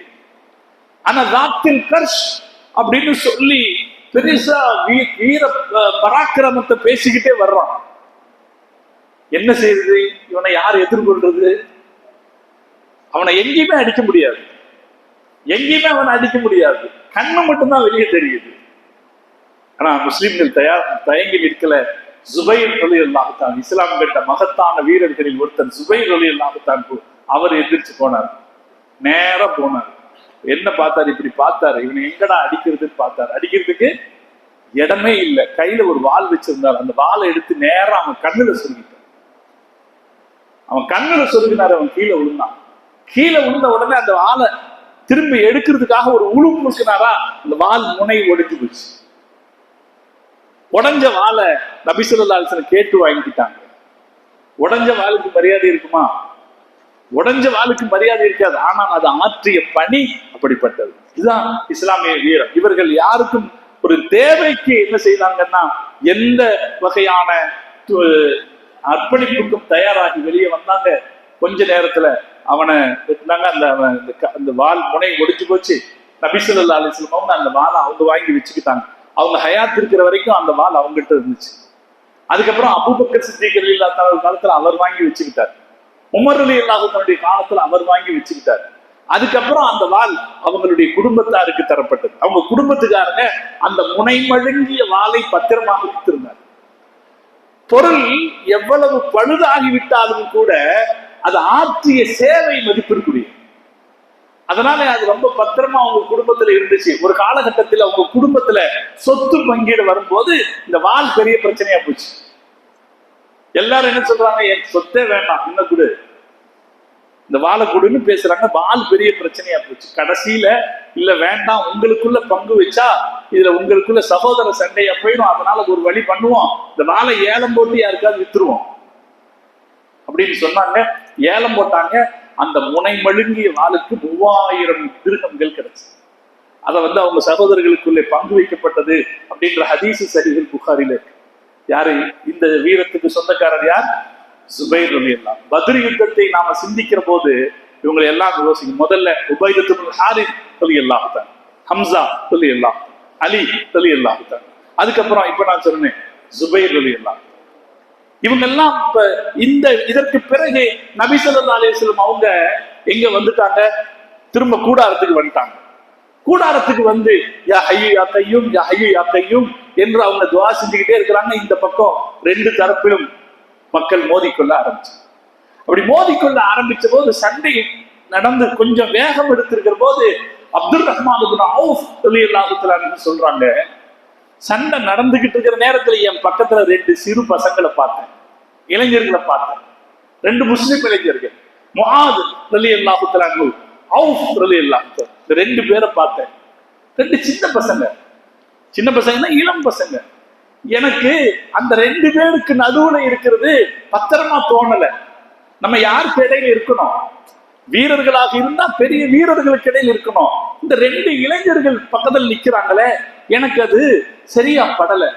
அப்போது அந்த இளைஞர்களில் ஒருவர் என் காதில் சொன்னார், ஆம் யாம், என் சித்தப்பாவே, அபூஜஹல் யாரு காட்டுங்க. அபூஜஹல் யாரு காட்டுங்க. அவர் சொன்னார், எதுக்காக? இல்ல, அவன் ரசூலுல்லாஹ்வை பத்தி கேவலமா பேசியிருக்கிறானா, நான் அவனை கொல்லணும் அப்படிங்கிறார். இவர் சொல்லி தலையெடுத்த உடனே அவர் பக்கத்துல நிக்கிற இன்னொருத்தர் அவுஃப் சொல்றார், அவர் என் சின்னத்தாவே அபூஜஹல் யார் எனக்கு சொல்லுங்க. அவர் கேட்டார், எதுக்காக? இல்ல, அவன் ரசூல் ஸல்லல்லாஹு அலைஹி வஸல்லத்தை இழிவுபடுத்தி பேசியிருக்கிறானா, நான் அவனை கொல்ல வேண்டும் என்ற தீர்மானத்தோடு வந்திருக்கிறேன். இலக்கு, ஒரு இலக்கோட வர்றான். ரொம்ப இளைஞர்கள் இலக்கோட வர்றான். அப்ப அவர் சொல்றாரு, அதோ அங்க இருக்கிறானே அவன் தான் அபூஜஹல்னு காமிச்சேன். இந்த 2 பேரும் அவனை நோக்கி பாய்ந்தார். 2 பேரும் அவனை நோக்கி பாய்ந்தார்கள். ஒருத்தர் அவனை வெட்டிட்டார். அவனை போராடி அவனை வெட்டிட்டு அவனை கீழே தள்ளிட்டார். அப்படி கீழே தள்ளும் போது முஆத் ரலியல்லாஹு தஆலாவுடைய கையை அவன் வெட்டிட்டான். அதனால அவருடைய கை தொங்கிக் கொண்டிருந்தது. இந்த தொங்கிக் கொண்டிருந்த கையை வைத்து சண்டை போடுவது அவருக்கு சிரமமாக இருந்தது. அவர் என்ன செய்தார்னா, இந்த கையை காலுக்கு அடியில வச்சு பிச்சு எடுத்துட்டார். கையை காலுக்கு அடியில வச்சு இந்த கையை பிச்சு வீசிட்டு ஒத்த கையால சண்டை போட்டாரு. அவரை கொண்டு விட்டான். இன்னொருத்தர் அதுல இருந்த முதல்ல இருந்தவர் முஆது, இன்னொருத்தர் இருந்தார் அவுஃப். அவரு 2வது அவனை அடிச்சாரு. அவருக்கும் இடையில சண்டை ஏற்பட்டது. அவரையும் கொண்டுட்டான். அவரையும் கொண்டுட்டான். இவன் கீழே விழுந்துட்டான். கீழே விழுந்து குற்றுயிரும் குலையுமாக அவன் போராடி கொண்டிருந்தான் அபூஜஹல். பின்னாலே ரசூல் ஸல்லல்லாஹு அலைஹி வஸல்லம் சண்டையெல்லாம் முடிஞ்ச பிறகு சஹாபாக்கள்கிட்ட கேட்டாங்க, அபூஜஹல் என்ன ஆச்சு பார்த்தீங்களா? அப்துல்லாஹ் இப்னு மஸ்ஊத் ரலியல்லாஹு தஆலா அன்ஹு அவன் என்ன ஆச்சுன்னு பார்க்க வர்றான். பார்க்க வந்தா அவன் உயிருக்கு போராடிக்கிட்டு இருக்கான். அப்போ உடம்புல கொஞ்சம் உயிர் இருக்கு. அவன் மேல ஏறி உட்கார்ந்துக்கிறாரு. ஏறி உட்கார்ந்துட்டு கேட்கிறாரு. அப்ப அவன் கேட்கிறான், அவன் அங்க அவர்கிட்ட கேட்கிறான், என்ன ஆச்சு யுத்தம்? அவர் சொன்னார், அல்லாஹ்வுடைய தூதரும் வெற்றி பெற்று விட்டார். அவன் ஏளனமா பேசுறான், இதெல்லாம் ஒரு சாமானிய வெற்றி தான் அப்படின்னு ஏளனமா பேசுறான். அவன் மேல உட்கார்ந்து இருக்கிறாங்க அப்துல்லாஹ் இப்னு மஸ்ஊத் ரலியல்லாஹு. இவர் யாருன்னா, முதல்ல மக்கால லா இலாஹ இல்லல்லாஹ் முஹம்மது ரசூலுல்லாஹ்னு பகிரங்கமா சொன்னவர். யாரு? இப்ப சவுதியினுடைய கொடியில என்ன பறக்குது? லா இலாஹ இல்லல்லாஹ். அதை பார்க்கும் போதெல்லாம் எனக்கு அப்துல்லாஹ் இப்னு மஸ்ஊத் ரலியல்லாஹு ஞாபகம். அவர் தான் காபாவின் முற்றத்தில் பகிரங்கமாக லா இலாஹ இல்லல்லாஹ் முஹம்மது ரசூலுல்லாஹ் சொன்னவர். அஷ்ஹது அன் லா இலாஹ இல்லல்லாஹ் வ அஷ்ஹது அன்ன முஹம்மதன் அப்துஹு வ ரசூலுஹுன்னு சொன்னவர். அப்படி சொன்ன போது அவரை கடுமையா அடிச்சவன் அபூஜஹல். அடிச்சு மயங்க வச்சு, அவர் உயிர் போகிற அளவுக்கு அடிச்சு மயங்க வச்சவன் இந்த அபூஜஹல். இப்ப எங்க உட்கார்ந்து இருக்காரு? அவன் நெஞ்சு மேல உட்கார்ந்து ஒரு வெட்டு, அவன் தலையை பிடிச்சு ஒரு வெட்டு, தலை தனியா எடுத்து மேல ரசூலுல்லாஹ்ட்ட கொண்டு வந்துட்டார். பாருங்க, இதுதான் அபூஜஹல் அப்படின்னு கொண்டு வந்துட்டார். நபி ஸல்லல்லாஹு அலைஹி வஸல்லம் அதை வாங்கி அங்க போட்டாங்க. இப்படி ஒரு வீரன் ஹஸ்ரத் 2 பேருங்க. அபூஜஹலுடைய கதையை முடிச்சவங்க 3 பேரு. ஒண்ணு முஆது, இன்னொன்னு அவுஃப். அவங்க 2 பேரும் தான் அவனை கீழே தள்ளினவங்க. அவங்களுக்கு உதவியாக அபூஜஹலுக்கு இப்படி ஆயிடுச்சேன்னு அபூஜஹலுக்கு உதவியாக வந்தார் அபூஜஹலுடைய மகன் இக்ரிமா. அவர் தான் இந்த இன்னொரு சஹாபியை கொண்டவர். அதுக்கப்புறம் கடைசியாக உயிருக்கு போராடி கொண்டிருந்த அபூஜஹலுடைய கதையை முடிச்சாரு அப்துல்லாஹ் இப்னு மஸ்ஊத் ரலியல்லாஹு தஆலா. அவருடைய கதையை முடிச்சார். இந்த 2 பேரும் நினைவு கூறப்பட வேண்டிய 2 பேரும் அவர்களுடைய வீரத்தால் நினைவு கூறப்பட வேண்டும். எந்த விதமான வீரத்திற்கான பின்புலமும் பராக்கிரமும் பேசப்படாதவர்கள் இந்த யுத்தத்தில் வந்து தங்களுடைய வீரத்தை வெளிக்காட்டியவர்கள். அதுக்கப்புறம் இன்னொருத்தர் உக்காஷா ரலியல்லாஹு தஆலா. இந்த உக்காஷா ரலியல்லாஹு தஆலாவுடைய கபர் தான் நம்ம சென்னைக்கு பக்கத்துல கோவளத்தில் இருக்கு. உக்காஷா ரலியல்லாஹு தஆலா அவரு என்ன செய்யறாரு? யுத்தம் பண்றாரு. யுத்தம் பண்ணி கொண்டிருக்கவே பலரையும் வெட்டி சாய்க்கிறார். அவருடைய வால் முறிஞ்சு போயிடுது. வால் முறிஞ்ச என்ன செய்யறதுன்னு தெரியாம ரசூலுல்லாஹ்ட்ட வர்றாரு. நபி ஸல்லல்லாஹு அலைஹி வஸல்லம் அவர்கிட்ட என்ன கொடுக்கறதுன்னு பார்த்துட்டு ஒரு மரக்குச்சி அங்க கிடந்திருக்கு. அந்த மரக்குச்சியை குத்திக்கு அவர் கையில கொடுத்து இதை வச்சு போராடுகிறார். சகோதரர்களே, வரலாறு சொல்லுகிறது அந்த மரக்குச்சி வாளாக மாறியது. அதை வைத்து அவர் போராடினார். பத்ரி யுத்தத்தில் மட்டுமல்ல, ரசூல் ஸல்லல்லாஹு அலைஹி வஸல்லம் அவர்கள் அதற்கு பிறகு எத்தனை யுத்தங்கள் நடத்தினார்களோ அத்தனை யுத்தங்களிலும் அந்த மரக்குச்சியை வைத்து அவர் போராடினார். பெருமானார் ஸல்லல்லாஹு அலைஹி வஸல்லம் அவர்களுக்கு பின்னாலும் நடைபெற்ற யுத்தங்களில் அந்த மரக்குச்சியை வைத்து அது போராடினார். அது வாளாக மாறி இருந்தது. அந்த வாளுக்கு அல்லாஹ்வுடைய துணை என்கிற பெயருக்கு அந்த வாளை அழைத்தார்கள் முஸ்லிம்கள் அப்படின்னு ஒரு செய்தி இருக்கு. அப்படி உக்காஷா ரலியல்லாஹு தஆலா என்கிற வீரர் இருந்தார். அதே போல இன்னொரு வீரர் சஅத் ரலியல்லாஹு தஆலா, சஅத் இப்னு அபி வக்காஸ் ரலியல்லாஹு தஆலா, அவருடைய தம்பி உமைர். ரசூல் ஸல்லல்லாஹு அலைஹி வஸல்லம் அவங்க பத்ர் யுத்தத்துக்கு ஆள்களை திரட்டும் போதே ஸல்லல்லாஹு அலைஹி வஸல்லம் ஒரு வேலை செஞ்சாங்க, சிறுவர்கள் வரக்கூடாதுன்ட்டாங்க. அதுலயும் தெளிவு பாருங்க. இன்னைக்கு சிறுவர்களை பயன்படுத்துறவனெல்லாம் மாவீரன் பேசப்படுறான் இல்லைங்களா? சிறுவர்களை பயன்படுத்தி உலக வரலாற்றில் இல்லாத அளவுக்கு சிறுவர்களை கொன்று குவித்த வரலாறு தான் விடுதலை புலிகளுடைய வரலாறு இல்லையா? அதையெல்லாம் மாவீரர்கள் சொல்றாங்க. நபி ஸல்லல்லாஹு அலைஹி வஸல்லம் அவங்க சிறுவர்களை யுத்தத்துல பங்கேற்க அனுமதிக்கல. பத்ருக்குன்னு வரும்போது பல சிறுவர்களை நபி ஸல்லல்லாஹு அலைஹி வஸல்லம் அவர்கள் திருப்பி அனுப்பினார். அப்படி திருப்பி அனுப்பப்படுறவர்கள் ஒருத்தரா இருந்த ஒரு உமைர், சஅத் இப்னு அபி வக்காஸ் ரலியல்லாஹு தன்னுடைய தம்பி, அவர் அழுதார். ரசூலுல்லாஹ் திருப்பி அனுப்பிச்சிட்டாங்க. அவர் அழுதார், நான் எப்படியாவது வரணுமே, எங்கிட்ட ஒரு திறமை இருக்கு, நான் அந்த திறமையை எப்படியாவது நான் காட்டணுமே அப்படின்னு அழுதார். அப்படி அழுத போது இவர் போய் அவர்கிட்ட சொல்லி, யார் ரசூலுல்லாஹ் அவர்கிட்ட கொஞ்சம் திறமை இருக்கு, அது நமக்கு பயன்படும்னு ரெக்கமெண்ட் பண்ணாரு. ரெக்கமெண்ட் பண்ணதுல அவரை நபி ஸல்லல்லாஹு அலைஹி வஸல்லம் எடுத்துக்கிட்டவரு அது சஅத் ரலியல்லாஹு தஆலா சொல்றாரு, அவருக்கு வாள் வைக்கிறதுக்கே தெரியல. அவர் வாள் வைக்கிற இடைக்கச்சையை கட்டுவதற்கு கூட அவரால் முடியல. நான் கட்டி கொடுத்தேன். யுத்தத்தில் வந்தார், ஒரு ஷஹீதாகிட்டார். பத்ர் யுத்தத்திலே முஸ்லிம்கள் 14 பேர் தான் ஷஹீதானாங்க. அதுல சஅத் ரலியல்லாஹு தஆலாவுடைய சகோதரர் உமைரும் ஷஹீதானார். இன்னும் ஒரு வீரரை சொல்றாங்க, சஅத் இப்னு ஹைஸமா ரலியல்லாஹு தஆலா. இப்ப நான் சொன்னது உமைர்ங்கிறவர். இன்னொருத்தர் சொல்றேன், சஅத் இப்னு ஹைஸமா ரலியல்லாஹு. நம்ம இன்னைக்கு இன்ஷா அல்லாஹ் அந்த பேரெல்லாம் படிக்குமே, இப்ப இதெல்லாம் வரும், உமைர், சாது, ஹைஸமா அப்படின்னு வரும்போதெல்லாம் ரலியல்லாஹு அன்ஹு சொல்லுவோம். இவங்கள ஒவ்வொருத்தரும் மகத்தான பங்கு செய்திருக்கிறார்கள் என்பதை நாம நினைவில் வைக்கணும். நான் சில பேரை மட்டும் நான் சொல்றேன். இன்னொருத்தர் சஅத் இப்னு ஹைஸமா ரலியல்லாஹு. நபி ஸல்லல்லாஹு அலைஹி வஸல்லம் அவங்க கிளம்புறேன்னு சொன்ன உடனே சஅத் இப்னு ஹைஸமாவுக்கும் அவருடைய தகப்பனாருக்கு இடையில போட்டி, யார் போறதுன்னு. அப்ப அவங்க என்ன முடிவு செய்யறாங்க, சீட்டு குடிக்க போடுறாங்க, யார் போறதுன்னு. யார் பேர் வருது? மகன் பேர் வருது, சஅத் ரலியல்லாஹு அன்ஹுடைய பேர் வருது. அப்ப ஹைஸமா சொல்றாரு, நான் உங்க அத்தா, எனக்கு இந்த வாய்ப்பு கொடு, நான் ஷஹீத் ஆகிறதுக்கு எனக்கு இந்த வாய்ப்பு கொடு அப்படின்னு கேட்கிறார். இப்ப சஅத் ரலியல்லாஹு அன்ஹு சொல்றாங்க, தாப்பனாரே, வேற ஏதாவது ஒரு விஷயமாக இருந்தால் நான் உங்களை முற்படுத்தி உங்களுக்கு அந்த இதை தந்திருப்பேன். ஆனால் இது வேற எதுவும் அல்ல, இது சொர்க்கத்தை தேடிய வேலை. லவ்கான கைருல் ஜன்னா, என்ன வார்த்தை! லவ்கான கைருல் ஜன்னா, சொர்க்கம் அல்லாத வேற ஏதாவது இருக்கும் என்றால் ஃபால்து, நீங்கள் கேட்டபடி நான் உங்களை தந்திருப்பேன். எனவே இதை நான் தர முடியாது அப்படின்னு சொல்லி சஅத் இப்னு ஹைஸமா ரலியல்லாஹு அன்ஹு யுத்தத்தில் கலந்து கொண்டார். பத்ர் யுத்தத்தில் ஷஹீதானவர்களில் அவரும் ஒருவராக இருந்தார். பத்ர் யுத்தத்துல மொத்தம் 14 முஸ்லிம்கள் ஷஹீதானாங்க.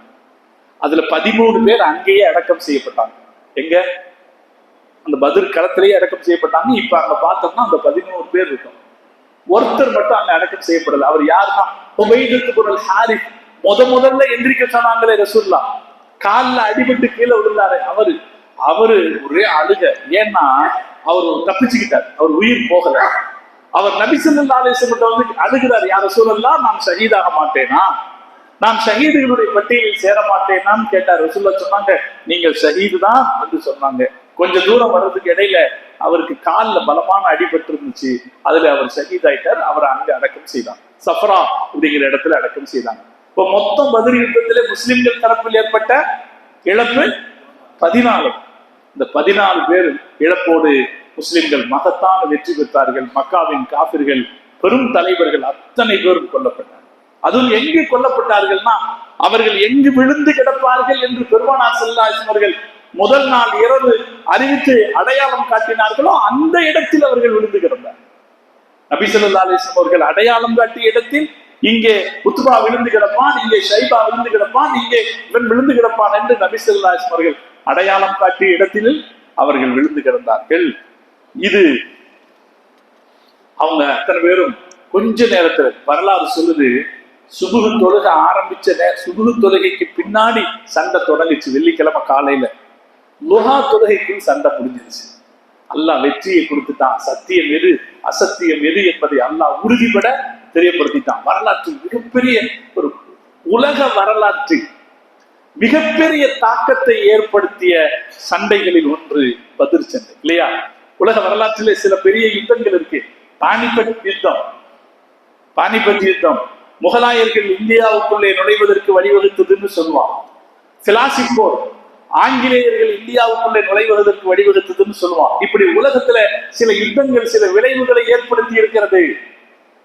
பத்ர் யுத்தம் உலகத்தில் இஸ்லாம் நிலை பெறுவதற்கு காரணமாக இருக்கிறது என்று சொல்லும் போது பத்ர் யுத்தத்தினுடைய சாதனை என்ன என்பது புரியும். அந்த சஹாபாக்கள் அவர்களுடைய வீரத்தை வெளிப்படுத்தினார்கள். தேவையான இடத்தில் மிக அற்புதமான அவர்களுடைய வீரத்தை எல்லா வகையிலும் வெளிப்படுத்தினார்கள். அல்லாஹ் அவர்களுக்கு மகத்தான வெற்றியை கொடுத்தார். குர்ஆன்ல அல்லாஹ் சொல்றான், வலக்கத் நஸரக்குமுல்லாஹ் பிபத்ரின், அல்லாஹ் உங்களுக்கு வெற்றியை கொடுத்தார். நபி ஸல்லல்லாஹு அலைஹி வஸல்லம் அவர்கள் சொன்னார்கள், அல்லாஹ் எனக்கு வாக்களித்திருக்கிறான், அல்லாஹ் மலக்குகளை கொண்டு எனக்கு உதவி செய்வதாக அல்லாஹ் வாக்களித்திருக்கிறான் என்று நபி ஸல்லல்லாஹு அலைஹி வஸல்லம் அவர்கள் சொன்னார்கள். பத்ர் யுத்தத்தில் முஸ்லிம்களோடு மலக்குகளும் சேர்ந்து கொண்டார்கள். நபி ஸல்லல்லாஹு அலைஹி வஸல்லம் அவர்கள் யா ஹய்யு யா கய்யூம் யா ஹய்யு யா கய்யூம் என்று துஆ செஞ்சுக்கிட்டே இருந்தாங்களே. 4வது தடவை அலி ரலியல்லாஹு தஆலா வந்து பார்த்தாங்களே, அப்பவும் துஆ செஞ்சுக்கிட்டே இருந்தாங்க. அதுக்கப்புறம் ரசூலுல்லாஹ் எந்திரிச்சிட்டாங்க. எந்திரிச்சு கூட இருந்த அபூபக்கர் சித்திக் ரலியல்லாஹு தஆலா சொன்னாங்க, வாங்க நாம ஜெயிச்சிருவோம், நாம அவங்க தோத்து போவாங்க, நாம ஜெயிச்சிருவோம். ஹதா ஜிப்ரீல் ஆகிரும் பிஃபரசி, இதோ ஜிப்ரீல் அவருடைய குதிரையில் உட்கார்ந்து இருக்கிறார், அவரோடு மலக்குகள் இருக்கிறார்கள். மலக்குகள் எல்லாம் வெள்ளை தலைப்பாகை அணிந்திருந்தார்கள். தலைப்பாகையினுடைய துண்டை அவர்களுடைய தோளில் போட்டிருந்தாங்க. ஜிப்ரீல் அலைஹிஸ்ஸலாம் மட்டும் மஞ்சள் நிற தலைப்பாகை அணிந்திருந்தார். அவர் வந்தார். இந்த மலக்குகளும் சேர்ந்து இந்த யுத்தத்தில் கலந்து கொண்டார்கள். அல்லாஹ்வுக்காக சத்தியத்திற்காக போராடுகிறவர்களுக்கு அல்லாஹ்வுடைய துணை இருக்கும். வீரர்கள் இதை புரிந்து கொள்ள வேண்டும். வீரர்கள் இதை புரிஞ்சுக்கணும். கடைசியா இஸ்லாம் குர்ஆன் காட்டுகிற வழிகாட்டுதல் என்ன? நீ வீரர்கள் இந்த இயல்போடு நடந்துக்குங்க, ஆனா அல்லாஹ்வுடைய உதவியால் தான் ஜெயிக்க முடியும்ங்கிறத மறந்துடாதீங்க.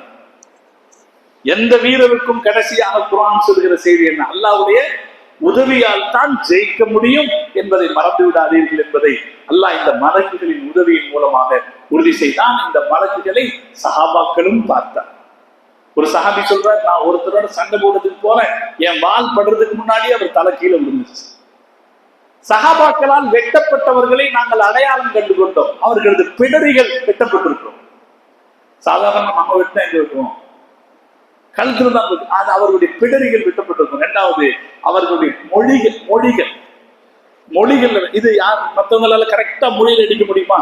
அவர்களுடைய மொழிகள் வெட்டப்பட்டிருக்கும். அதை பார்த்து இவர் மலக்குகளால் கொல்லப்பட்டவர் என்று நாங்கள் அடையாளம் கண்டு கொண்டோம் என்று சஹாபாக்கள் சொல்லுவாங்க. சஹாபாக்கள் பலரும் யார பார்த்திருக்காங்க. இதுல அங்க பக்கத்துல இருந்த ஒரு கிராமத்தை சார்ந்த 2 பேரு சண்டை நடக்கிறத ஒரு மணல் குன்றுக்கு மேல நின்று பார்த்துட்டு இருக்காங்க. எதுக்கு பார்த்துட்டு இருக்காங்கன்னா, அவங்களுக்கு சண்டையில் ஆர்வம் அல்ல, யாராவது ஒரு குழு ஜெயிக்கும் அல்ல, ஜெயிக்கும் போது அந்த குழுவோடு சேர்ந்து அங்க இருக்கிற பொருள்களை அள்ளிக்கலாம் அப்படிங்கிறதுக்காக அந்த கொள்ளை நோக்கத்தோட 2 பேர் நின்று பார்த்துட்டு இருக்காங்க. அதுல ஒருத்தர் சொல்றாரு, நாங்க அப்படி பார்த்துட்டு இருக்கும்போது ஒரு மேகம் எங்களை கடந்து போனது, ஒரு மேகம் எங்களை கடந்து போனது. அந்த மேகத்தில் குதிரைகள் வாள்கள் உரசுகிற சத்தத்தை கேட்டு என் கூட இருந்தவர் இதயம் வெடித்து இறந்து போனார். கூட இருந்தவர் இறந்து போனாரு, நான் தப்பிச்சுட்டேன்னு சொல்லி அவர் பின்னாடி இஸ்லாத்துக்கு வந்தார். மார்க்க அறிஞர்கள் சொல்லுகிறார்கள், அந்த மேகம் இருக்கிறது, அந்த மேகம் எந்த மேகம் என்றால் அல்லாஹு தஆலா யூதர்களுக்கு மண்ணு செல்வாவை தருவதற்காக, யூதர்களுக்கு அல்லாஹு தஆலா பாலைவனத்தில் நெல் தருவதற்காக எந்த மேகத்தை அல்லாஹ் அனுப்பினானோ அந்த மேகத்திலேயே ஜிப்ரீல் அலைஹிஸ்ஸலாம் அவர்களும் மற்ற மலக்குகளும் வந்து சேர்ந்தார்கள். அவங்க கொஞ்ச நேரத்துல வேலையை முடிச்சாங்க. இந்த யுத்தம் கொஞ்ச நேரத்தில் முடிந்து விட்டது. ஆனால் யுத்தம் கொஞ்ச நேரத்துல முடிஞ்சிருச்சு. அதனால் ஏற்பட்ட தாக்கம் கியாமத் நாள் வரைக்கும் இல்லையா? அந்த யுத்தத்தில் முஸ்லிம்கள் ஜெயிச்சது. இன்னைக்கு நம்ம எல்லாம் முஸ்லிம்களா இருக்கிறோம்னா அதுக்கு யார் காரணம்? அந்த பத்ர் யுத்தத்தில் இருந்த சஹாபாக்கள் காரணம். எனவே இந்த பத்ர் சுஹதாக்களுடைய வீரம் இருக்க இன்னைக்கு தேவைப்படுது. இன்னைக்கு சொல்ல வேண்டும். இன்னைக்கு இருக்கிற நம்ம வந்து கோழைகள் ஆயிட்டோமோ,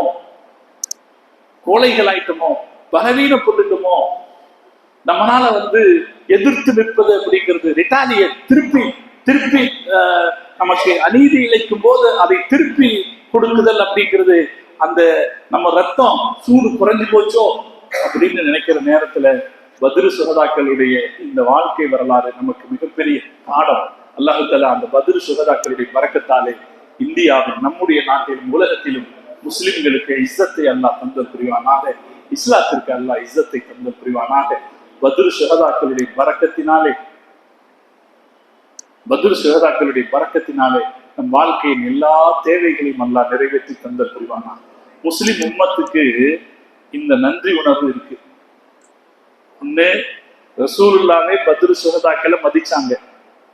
எல்லா சஹாபாக்கள்ல பத்ர் ஷஹீதுகளை ரசூல் ஸல்லல்லாஹு அலைஹி வஸல்லம் மதிச்சாங்க.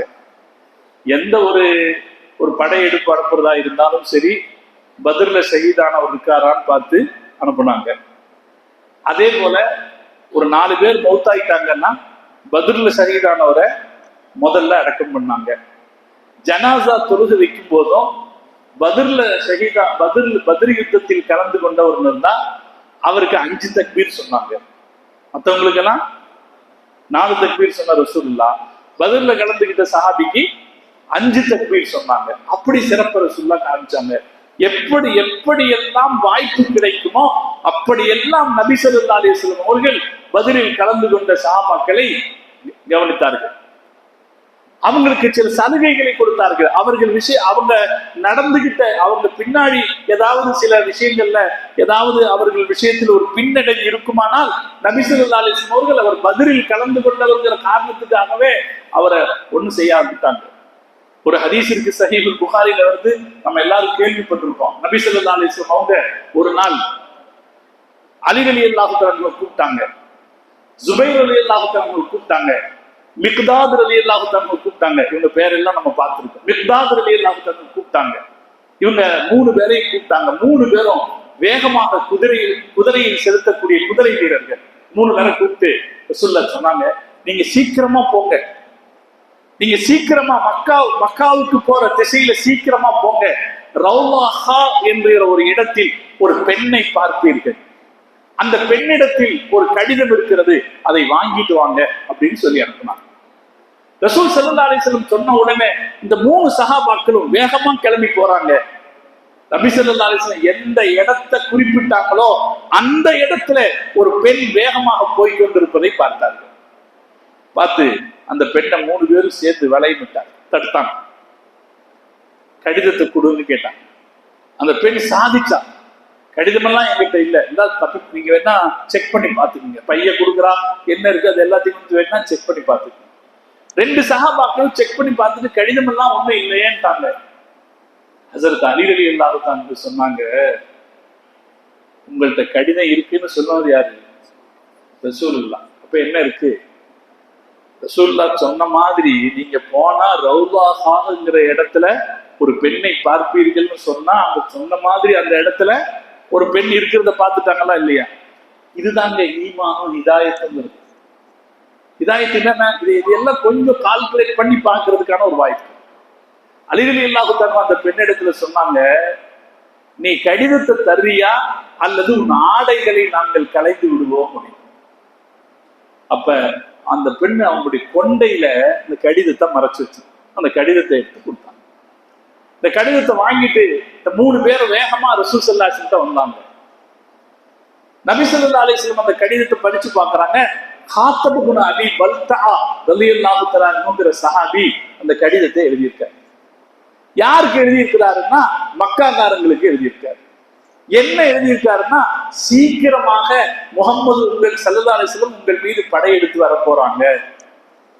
உங்களை நோக்கி படையெடுத்து வருவதற்கான ரகசிய ஏற்பாடுகளை முகமது ஸல்லல்லாஹு அலைஹி வஸல்லம் செய்து கொண்டிருக்கிறார்கள் அப்படின்ற செய்தி அதுல இருக்கு. இது அவர் எழுதியிருக்காரு. அந்த கடிதம் எல்லோருடைய முன்னிலையிலும் வாசிக்கப்படுது. இந்த செய்தியை படிச்ச உடனே நபி ஸல்லல்லாஹு அலைஹி வஸல்லம் காத்திப் ரலியல்லாஹு தஆலா அன்ஹு வர சொன்னாங்க. எப்படி இருக்கும், எல்லாரும் கூடி நிற்கிறாங்க, அவர் வர சொன்னாங்க. அவர்கிட்ட கேட்டாங்க இது என்ன?